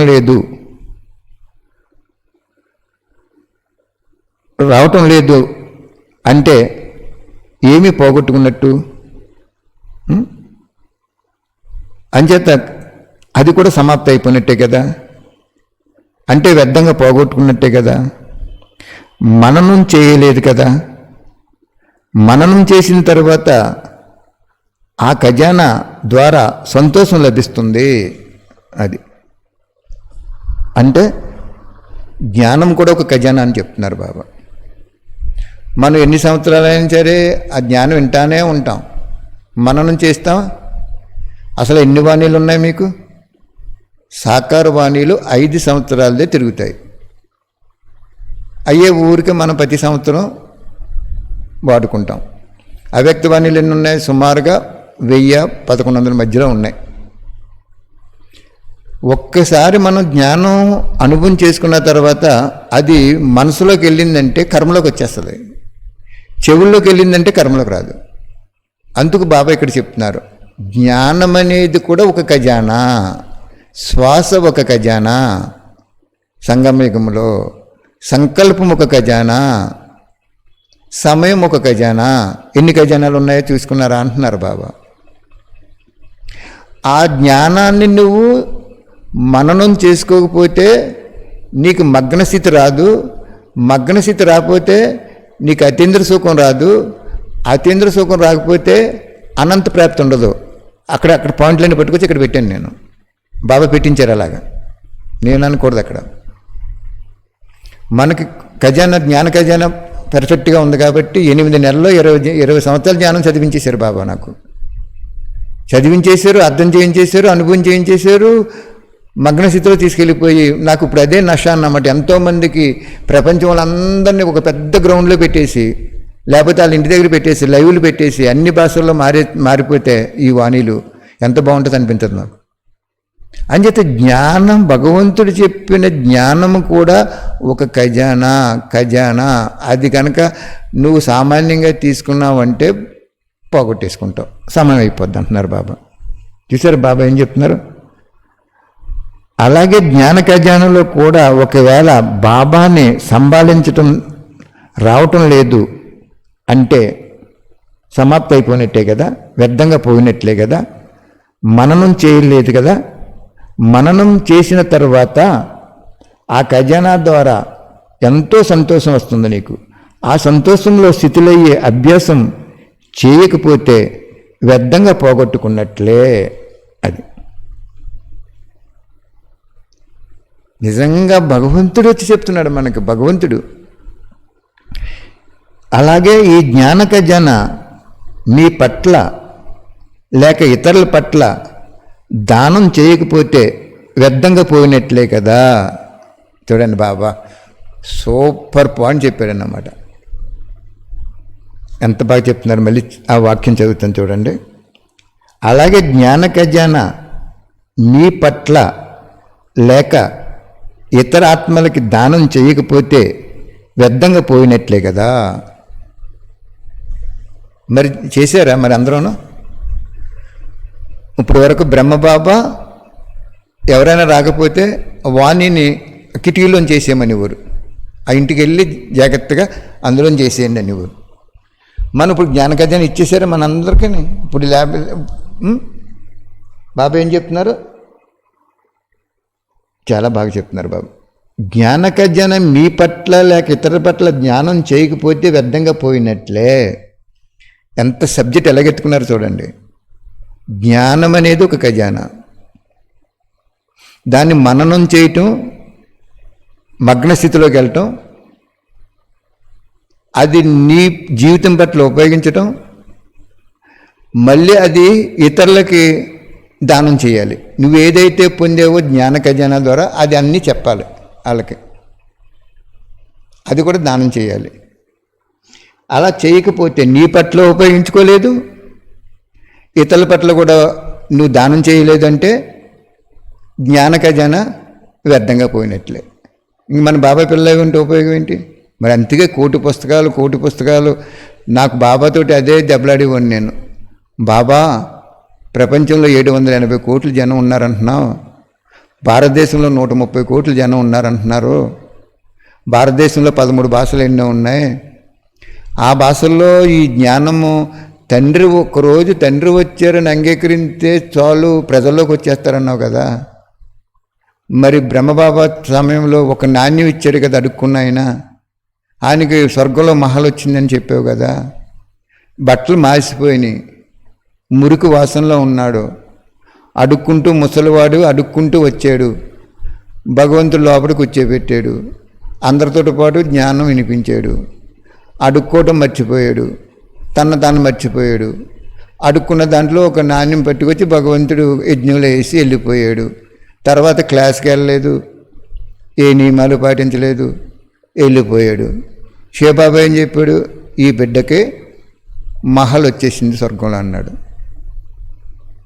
అంటే ప్రజలకు కూడా మహల్ ఉంటుందండి అక్కడ. ఆ బాబా ఏమంటారంటే ప్రజలను కూడా ప్రజాపదవి అంటాడు మహానుభావుడు. ఆ ఇన్సల్ట్ చేయడు ఎవరిని. మరి ఒక్కరోజు విని ఒక్క నాణ్యం ఇచ్చేటప్పటికే స్వర్గం వచ్చేస్తే మనం 30 సంవత్సరాల నుంచి ఉంటే మన అవసరమా 30 సంవత్సరాలు మనకి? అదే గ్రహించి మనం మన ధనాన్ని, మన సమయాన్ని, మన ఎముకలు అరిగిపోయేలాగా అందరికి పల్లెటూర్లు వెళ్ళిపోయి ప్రతి ఇంట్లో పేపర్ ఇసిరేసినట్టు బొక్కు ఇచ్చేసుకుంటూ వెళ్ళిపోతే సేవ అయిపోయింది అంతే. మరి చేసామా మన పని? మన దగ్గరికి వస్తే చెప్తా ఉన్నాం. మన దగ్గరికి రావాలంటే మనకి అంత శక్తి ఉందేంటి? ప్రపంచాన్ని ఆకర్షించే శక్తి. ఆయనే అంతమందికి ఆకర్షింపబడలేదు, మనం ఆకర్షింపబడతామా? చూడండి ఎక్క మంచి సూపర్ పాయింట్స్ ఇవన్నీ బాబా చెప్తున్నారు. ఇతర ఆత్మలకు దానం చేయకపోతే వ్యర్థంగా పోయినట్లే కదా. అలాగే ఈ స్థూలధనము కూడా ఒకవేళ ఈశ్వరీయ కార్యంలో, ప్రతి ఆత్మ కళ్యాణం యొక్క కార్యంలో లేక నీ ఉన్నతి కార్యంలో ఉపయోగించకుండా ఇతర స్థూల కార్యాల్లో ఉపయోగిస్తే వ్యర్థంగా పోయినట్లే కదా అంటున్నారు బాబా. ధనాన్ని కూడా మన ఉన్నతి అంటున్నారు ఏంటి అక్కడ? మన ఉన్నతి అంటే చక్కగా ఎక్కడైనా ఒక సెంటర్ పెట్టామనుకోండి, దాన్ని మధ్యస్థంగా కట్టుకుని మనం ఉన్నత అవుతాం, వాళ్ళు కూడా ఉన్నత అవుతారు.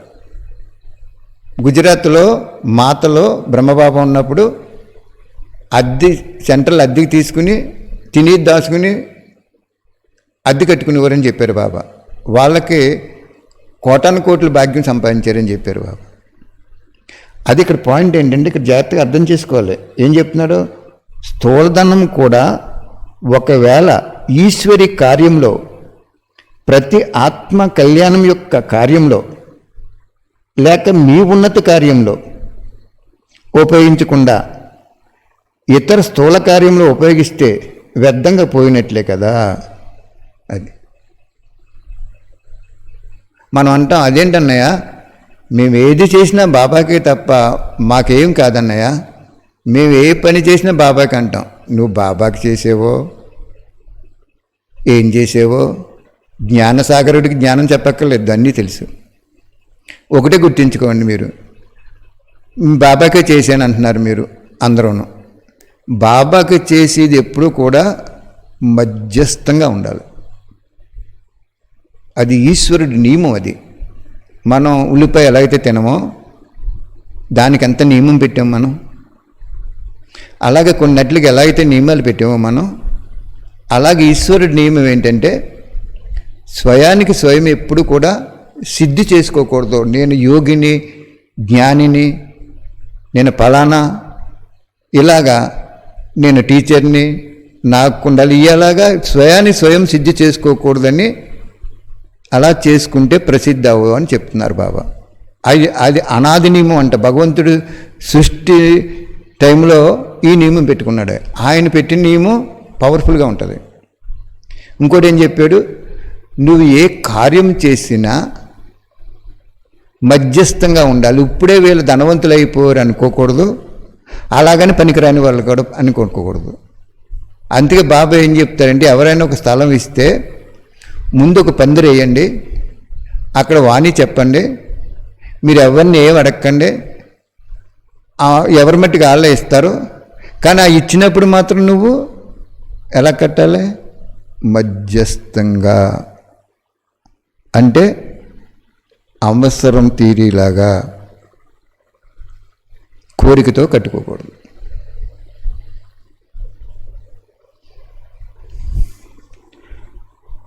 లేదు, బాబా ఏమంటున్నారు, ఇతరాత్మల కళ్యాణం కోసం కార్యంలో ఉపయోగించండి. ఇప్పుడు మనకు 1,000 పుస్తకాలు పంచాలని బాబా ఇచ్చారు. వాళ్ళు అలాగ మందే అన్నీ కలిపి ఒక 50 లక్షల వరకు పూర్తి అవినాయి. ఇంకొక 20 లక్షలు సరిపడా బాబా అన్ని ఖజానాలు ఇస్తున్నారు. మనకి వచ్చిన ధనాన్ని విశ్వంలో ప్రతి ఆత్మ తెలుసుకోవాలి, బుక్ ద్వారా తెలుసుకోవాలి. తండ్రిని ఒక్కరోజైనా తండ్రి వచ్చారు అంగీకరిస్తే 33 కోట్లలోకి వచ్చేస్తారు అని భావన ఉండటం వలన మనం ఆ ఖజానాన్ని స్వయం ముట్టుకోవట్లేదు, బాబాకి అర్పణ చేస్తున్నాం అక్కడ.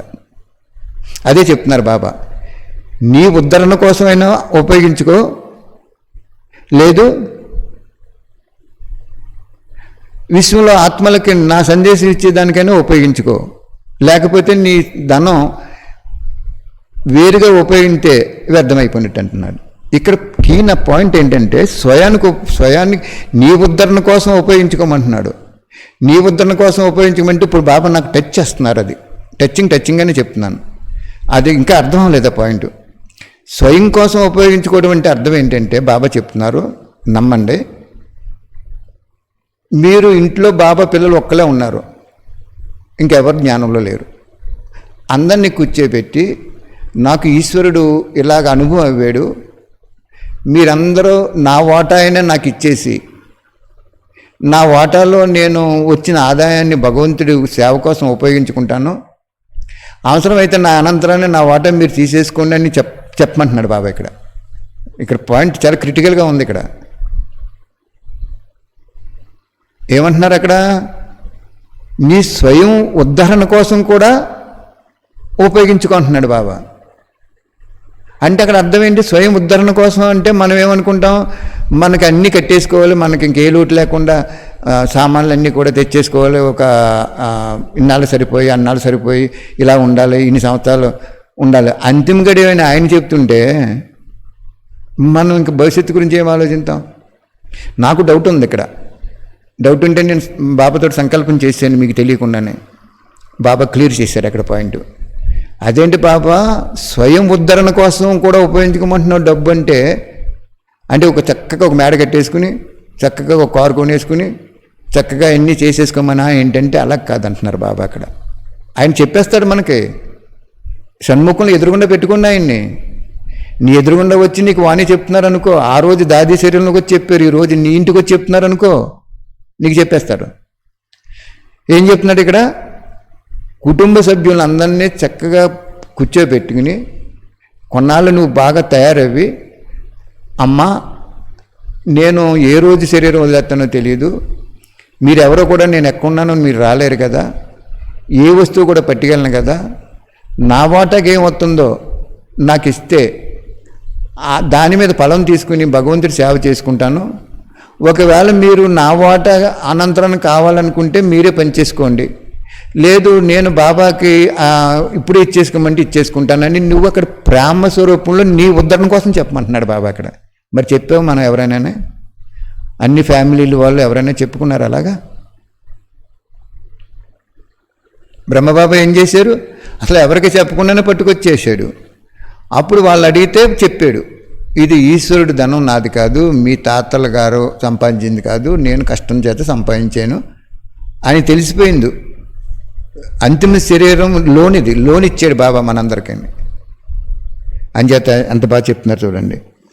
ప్రతి ఆత్మ కళ్యాణం కోసం కార్యంలో లేక మీ ఉన్నత కార్యంలో ఉపయోగించకుండా ఇతర స్థూల కార్యాల్లో ఉపయోగిస్తే వ్యర్థంగా పోయినట్లే కదా.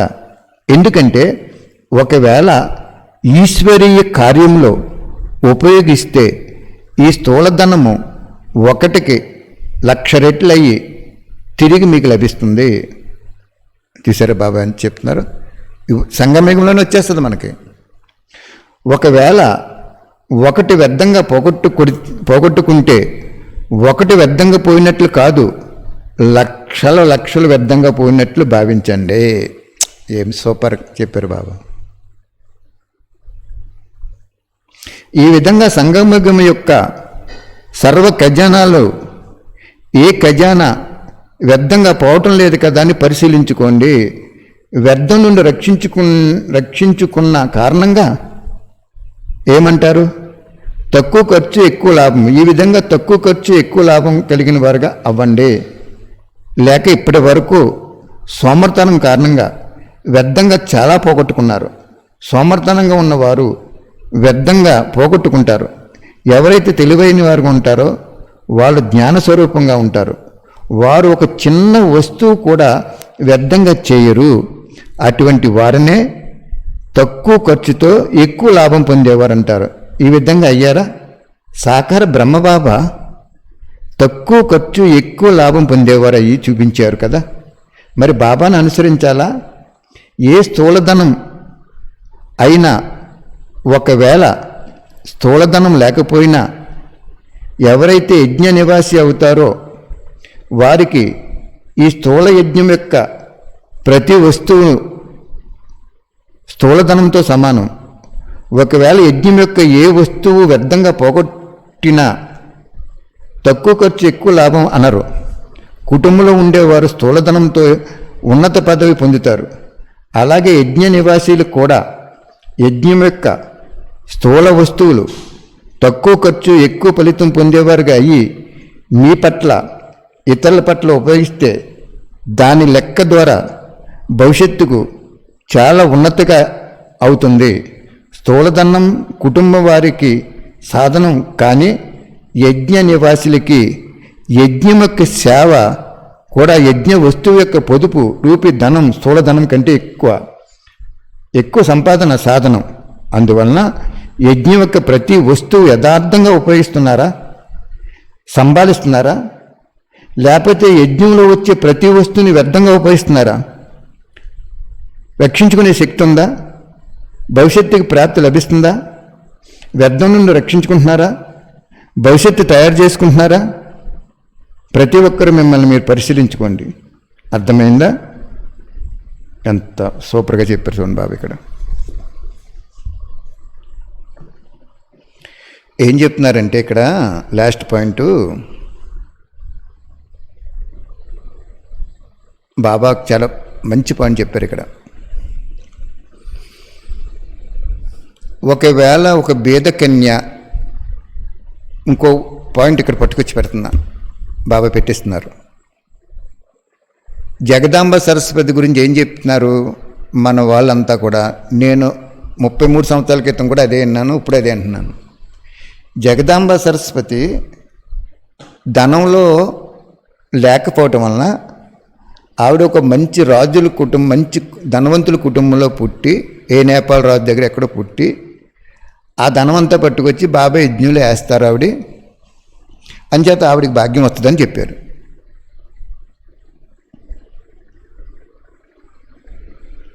మన వాళ్ళందరూ ఆ విధమైన ప్రసారం చేశారు వారికి.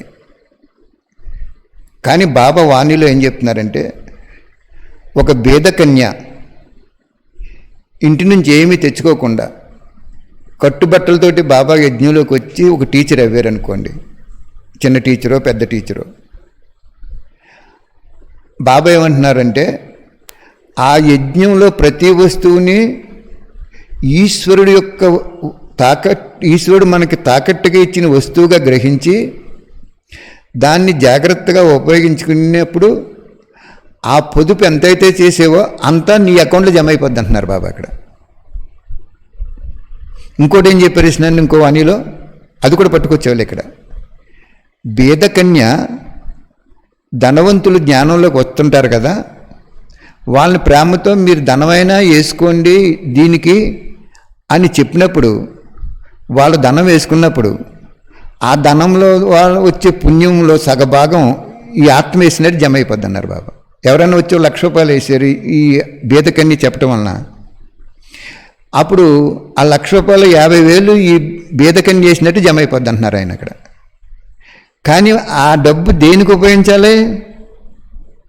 ఇక్కడ మళ్ళీ కండిషన్ క్లాజ్ ఉంటుంది మనకు. చూడండి, ఒకటి కొంటే ఇంకో 2 వస్తువులు ఇస్తానంటాడు, కింద ఏమంటాడు?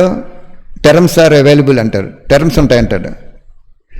అలాగే బాబా ఏం చెప్తున్నాడు, ఒక బేదకన్య యజ్ఞంలో సమర్పణ అయినప్పుడు డబ్బు తెచ్చుకోలేదు కరెక్టే, కానీ యజ్ఞాన్ని సంపాదించడంలో తక్కువగా సంపాదించి ఎక్కువ ఫలితం పొందేలాగా చూసుకోవాలి. చేసుకున్నప్పుడు ఆ ధనము, పొదుపు చేసిన ధనము ఆవిడ అర్పణ చేసినట్టు జమ అయిపోద్ది అన్నారు. ఇప్పుడు చెప్పండి మరి, మా అమ్మ ఎప్పుడు కూడా ఎంత పొదుపుకోండివారు ఆవిడ మళ్ళీ ఎక్కడో పుట్టాలా? ధనం అంతా పట్టుకొచ్చి మౌంట్ అబూ ఇవ్వాలా? ఇంకేంటి అయిపోతుంది డ్రామా అప్పుడేని. అంచేది ఎప్పుడు కూడా శ్రీమతంలో మన్మతం కలపకూడదు. శ్రీమతం ఏదైతే చెప్పిందో అదే చెప్పాలి అక్కడ. మీ అనుభవాలు చెప్పండి. బాబా శ్రీమతం యథార్థంగా చెప్పండి. మీకు జరిగిన అనుభవాలు చెప్పండి, అనుభవంగా చెప్పండి, అనుభవం అని చెప్పి. కానీ మనం మనసు చెప్పినట్టు మిక్సింగ్ చేసేసి చెప్తే దానివల్ల చాలా నష్టం గడిపోద్ది. మనకే నష్టమే, ఇతరులకి నష్టమే. మా అమ్మ ఇప్పుడు ఎక్కడుంటుంది? ఆవిడ సామాన్యమైన ఆత్మ, ఫస్ట్ లక్ష్మి ఆవిడ. లాస్ట్ జన్మలో ధనం లేదు, బ్రహ్మబాబాకు ఉందేంటండి? మీరు గుర్తించుకోవట్లేదు అక్కడ, మీరు మర్చిపోతున్నారు ఆ పాయింట్. ఇది లోను జన్మ. బ్రహ్మబాబాకి లోనే, మనకి లోనే, అందరికీ లోనే. ఎందుకంటే ప్రాలబ్ధ జీవితం ఉన్నప్పుడు భగవంతుడు రారు. నాకు అది స్పెషల్గా అనుభవం చేశారు, వాణిలో పాయింట్ కాదు ఇది. మీకు స్పెషల్గా ఉండేది స్పెషల్గా చెప్తున్నాను, అనుభవంగా చెప్తున్నాను. రీసెర్చ్ చేసేటువంటి పాయింట్ని రీసెర్చ్ చేసే పాయింట్గా చెప్తున్నాను. పరమాత్మ శివుడు చెప్పిన శ్రీమతంగా చెప్తున్నాను. మీకు 3 ఇరగొట్టి చెప్తున్నాను ఇక్కడ నేను. బాబా నాకు చెప్పారన్నమాట. బ్రహ్మబాబా అంతిమ జీవితంలో ఇలా ఉన్నాడేంటంటే, కిందటి జన్మలోనే అతను మంచి పొజిషన్లో ఉన్నారు. ప్రాలబ్ధ జీవితం ఉండగా భగవంతుడు రారు. ప్రాలబ్ధ జీవితం సమాప్తి అయిపోయిన తర్వాత ఇంకో జన్మ స్పెషల్గా ఇస్తారు, లోని జన్మ. ఆ లోని జన్మలో బేదవారుగానే ఉంటారు, కానీ బాబా ఇస్తారు. అది ఇచ్చారు కాబట్టి ఆయనకి ఇంత రహస్యం తెలియదు బ్రహ్మబాబాకి. కానీ బాబా ఆయన్ని బలి చేసాడు అక్కడ. అలాగని మీరు అడగొచ్చు, నన్ను కూడా బలి చేయొచ్చు కదా, బ్రహ్మను ఒక్కనింది బలి చేయాలి, నాకు చేయొచ్చు కదంటే, ఇప్పుడు చెప్తున్నాడు, ఇప్పుడు చేయండి మీరు. ఇప్పుడు ఇంకేమంటున్నాడు బాబా? అయిపోయింది, సమయం అయిపోయింది, అందరినీ కూర్చోబెట్టుకోండి, చక్కగా నీ ఉద్ధరణ కోసమైనా ధనాన్ని ఉపయోగించండి అంటున్నాడు బాబా. సింపుల్గా చెప్పాడు మహానుభావుడు ఆ పాయింట్. సంకల్పం ఖజానా, సమయం ఖజానా, ధనం ఖజానా, ఇంకా చెప్పారు కదా బాబా. అలాగా బాబా ఏం చెప్తున్నారు? మరి బ్రహ్మను ఎందుకు ఉపయోగించు, నన్ను ఎందుకు ఉపయోగించకూడదంటే, నీ మనస్సు భగవంతుడితో మోహితం చేయి. బాబా నువ్వు తప్ప నాకెవరు వద్దయ్యా, వద్దు ప్లీజ్, నాకెవరు వద్దు. ఈ సంకల్పం ఎప్పుడైతే వికల్పం అవుతుందో దాన్ని స్టడీ చేసి బాబాకి అర్పణ చేయి.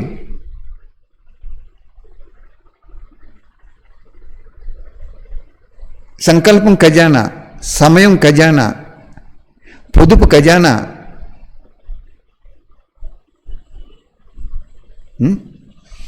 మరి ఇలా చెప్పుకుంటే తెల్లారిపోద్ది. కాబట్టి సమయం కూడా చూసుకోవాలి. కాబట్టి చాలా సంతోషమైన విషయాలు చెప్తున్నారు విద్యార్థులు కూడా. బాబా తరపున వాళ్ళకు కూడా ధన్యవాదాలు. చాలా చక్కగా వింటున్నారని చెప్తున్నారు. ఇంకా మీరు కూడా ఎంతోమందికి వినిపించండి. ఆయన వెళ్ళిపోతాడు, ఇంక ఉండరు మహానుభావుడు. సద్గురు పాత్రలోకి వచ్చాడు. 2 విభిన్నమైనటువంటి శక్తులు అందులో ఉన్నాయి. సద్గురు పాత్ర అఫీషియల్ పాత్ర. ఎంత తనువు మనసు ధనంతో సేవ చేసిన నియమం ఏంటంటే సహయోగం చెయ్యరు. కానీ ఆ పాత్రలో కూడా ఏం చెప్పారంటే శిక్షణ ఇచ్చైనా శిక్షించైనా పావనం చేసేస్తానంటున్నారు. ఇప్పుడు శిక్షణ ఇస్తున్నారు, 4 నెలల నుంచి శిక్షణ ఇస్తున్నారు బాబా. ఆ శిక్షణలో అందరూ కూడా మొత్తం ప్రపంచంలో ఉన్న బాబా పిల్లలు పోస్ట్ పొజిషన్ మర్చిపోయి, మన ఆస్తి ఐశ్వర్యాలు మర్చిపోయి, అందరినీ మర్చిపోయి, వస్తు వైభవాలు మర్చిపోయి, షే బాబా బాబా ఈ నువ్వు నాకు తెలియకుండానే నువ్వు ప్రత్యక్ష ఫలం ఇచ్చేసావు. దీన్ని విశ్వ కళ్యాణంలో ఉపయోగించడంలో ఫెయిల్ అవ్వాను నేను. ఇప్పుడైనా సరే నేను సంకల్పంలో నీకే అర్పణ చేసేస్తున్నానయ్యా, ప్లీజ్ అవి ఎలాగా ఉపయోగించుకుంటావో అని కనీసం మనసు యొక్క స్నేహపూర్వమైన సంకల్పాన్ని చేయండి. మీరు సెట్ చేస్తారు బాబా మిమ్మల్ని. చక్కటి ప్రాంతాన్ని తీసుకెళ్ళిపోతాడు. ఇంకా కొద్ది సేవ మిగిలి ఉంది, తప్పకుండా చేయించాడు. ఆ సీక్రెట్స్ నేను చెప్పకూడదు కొన్ని. బాబా ఆ సీక్రెట్ మీ ఉదయంలో ఉంచుకోండి. అంతిమ గడి అనుకోండి. మనం వెళ్ళిపోయామనుకోండి, ఏమైతే పోగేసుకున్నామో ఏ ఒక్క నూలు పోగు కూడా పట్టుకెళ్ళకపోతున్నాం మనం. కాబట్టి అందరినీ దూరం చేసి నన్నొక్కడనే జ్ఞాపకం చేసుకోండి. బయట ప్రపంచం వికారాల అగ్నిలో కాలిపోతుంది, వాళ్ళకి శిక్షలు పడిపోతున్నాయి, వాళ్ళు ఎలాగ దుఃఖి అయిపోతున్నారు. వాళ్ళు నీ సోదరులే కదా, వాళ్ళు నా పిల్లలే కదా. మరి వినాశనం చేద్దామంటే మీరు తయారవ్వలేనప్పుడు నేనే వినాశనం చేయను. అంచేత త్వరగా మీ ఉద్ధరణ కోసం, విశ్వ కళ్యాణం కోసం సంకల్పం, సమయము, ధనము పొదుపు చేసుకోండి. సంగమయుగం యొక్క ఖజానాలని చెప్పారు బాబా. చక్కగా రివిజన్ చేసుకోండి. వాణి మీరు యూట్యూబ్లో విన్నప్పుడు మళ్ళీ సాయంత్రం పడుకునే వరకు, ఇంకో వాణి వచ్చే వరకు దాన్ని మననం చేసుకోమంటున్నాడు బాబా. మర్చిపోయాను, జ్ఞానం ఏంటి మర్చిపోయాను అనుకుంటున్నాను. జ్ఞానం కూడా ఒక ఖజానా అని చెప్తున్నాడు. ఆ జ్ఞాన ఖజానాన్ని నువ్వు మననం చేసుకో, నువ్వు శక్తి పొందు. ఆ ఖజానాన్ని ఇతరులకు దానం చేయి. నువ్వు ఇతరులకు దానం చేసినప్పుడే పెరుగుతుంది. అది నీ దగ్గర ఉంచుకుంటే పెరగదు.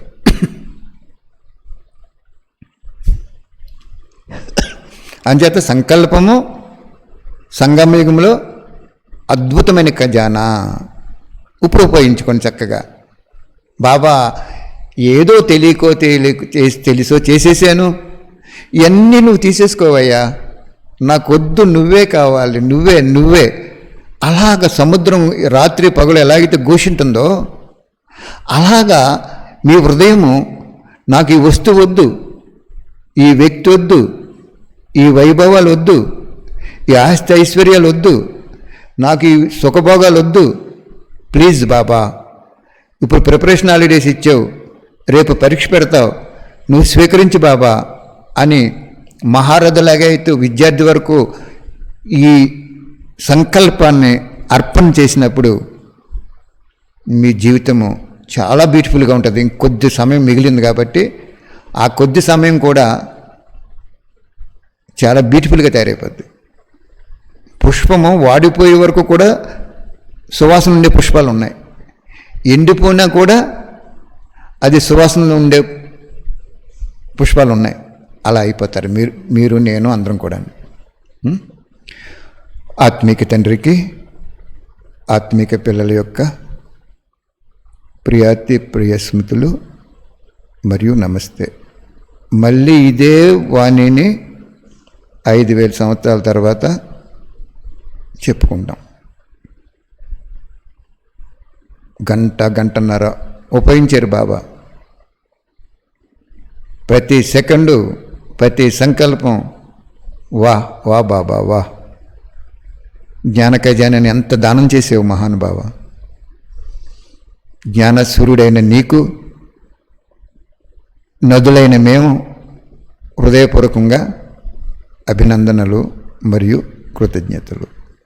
ప్రపంచమంతా ఇచ్చే బాబాయ్ జ్ఞానాన్ని కొంచెం ఛాన్స్ ఇచ్చి ప్రపంచం అంతా పంచిపెట్టేలాగా ఈ జ్ఞాన మిఠాయిని వాళ్ళు రుచి చూసేలాగా, వాళ్ళ హృదయంలో ఉన్నటువంటి బాధలన్నీ కూడా ఒక్క సెకండ్లో తొలగిపోయేలాగా ఒక్క ఛాన్స్ మాకు కూడా ఇచ్చి పుస్తకాలన్నీ పంచిపెట్టేలాగా, మేము కరోనా ఫ్రీ అయిపోయినా కూడా ప్రతిరోజు ఇలాగ వాణి చదువుకుంటాం. మీకు మేము మాటిస్తున్నాం, వాణిని మాత్రం విస్మరించాం. సేవలో పడిపోయి చక్కగా అందరం కలిసి వింటారు. మేము కూడా ఈ జ్ఞాన ఖజానాన్ని విశ్వం అంతా, తెలుగు వాళ్ళు 20 కోట్లు ఉన్నారని చెప్తున్నారు ఎవరో, వాళ్ళందరికీ వినిపించు బాబా. ఒకరి నుంచి ఒకరికి అలాగిచ్చే.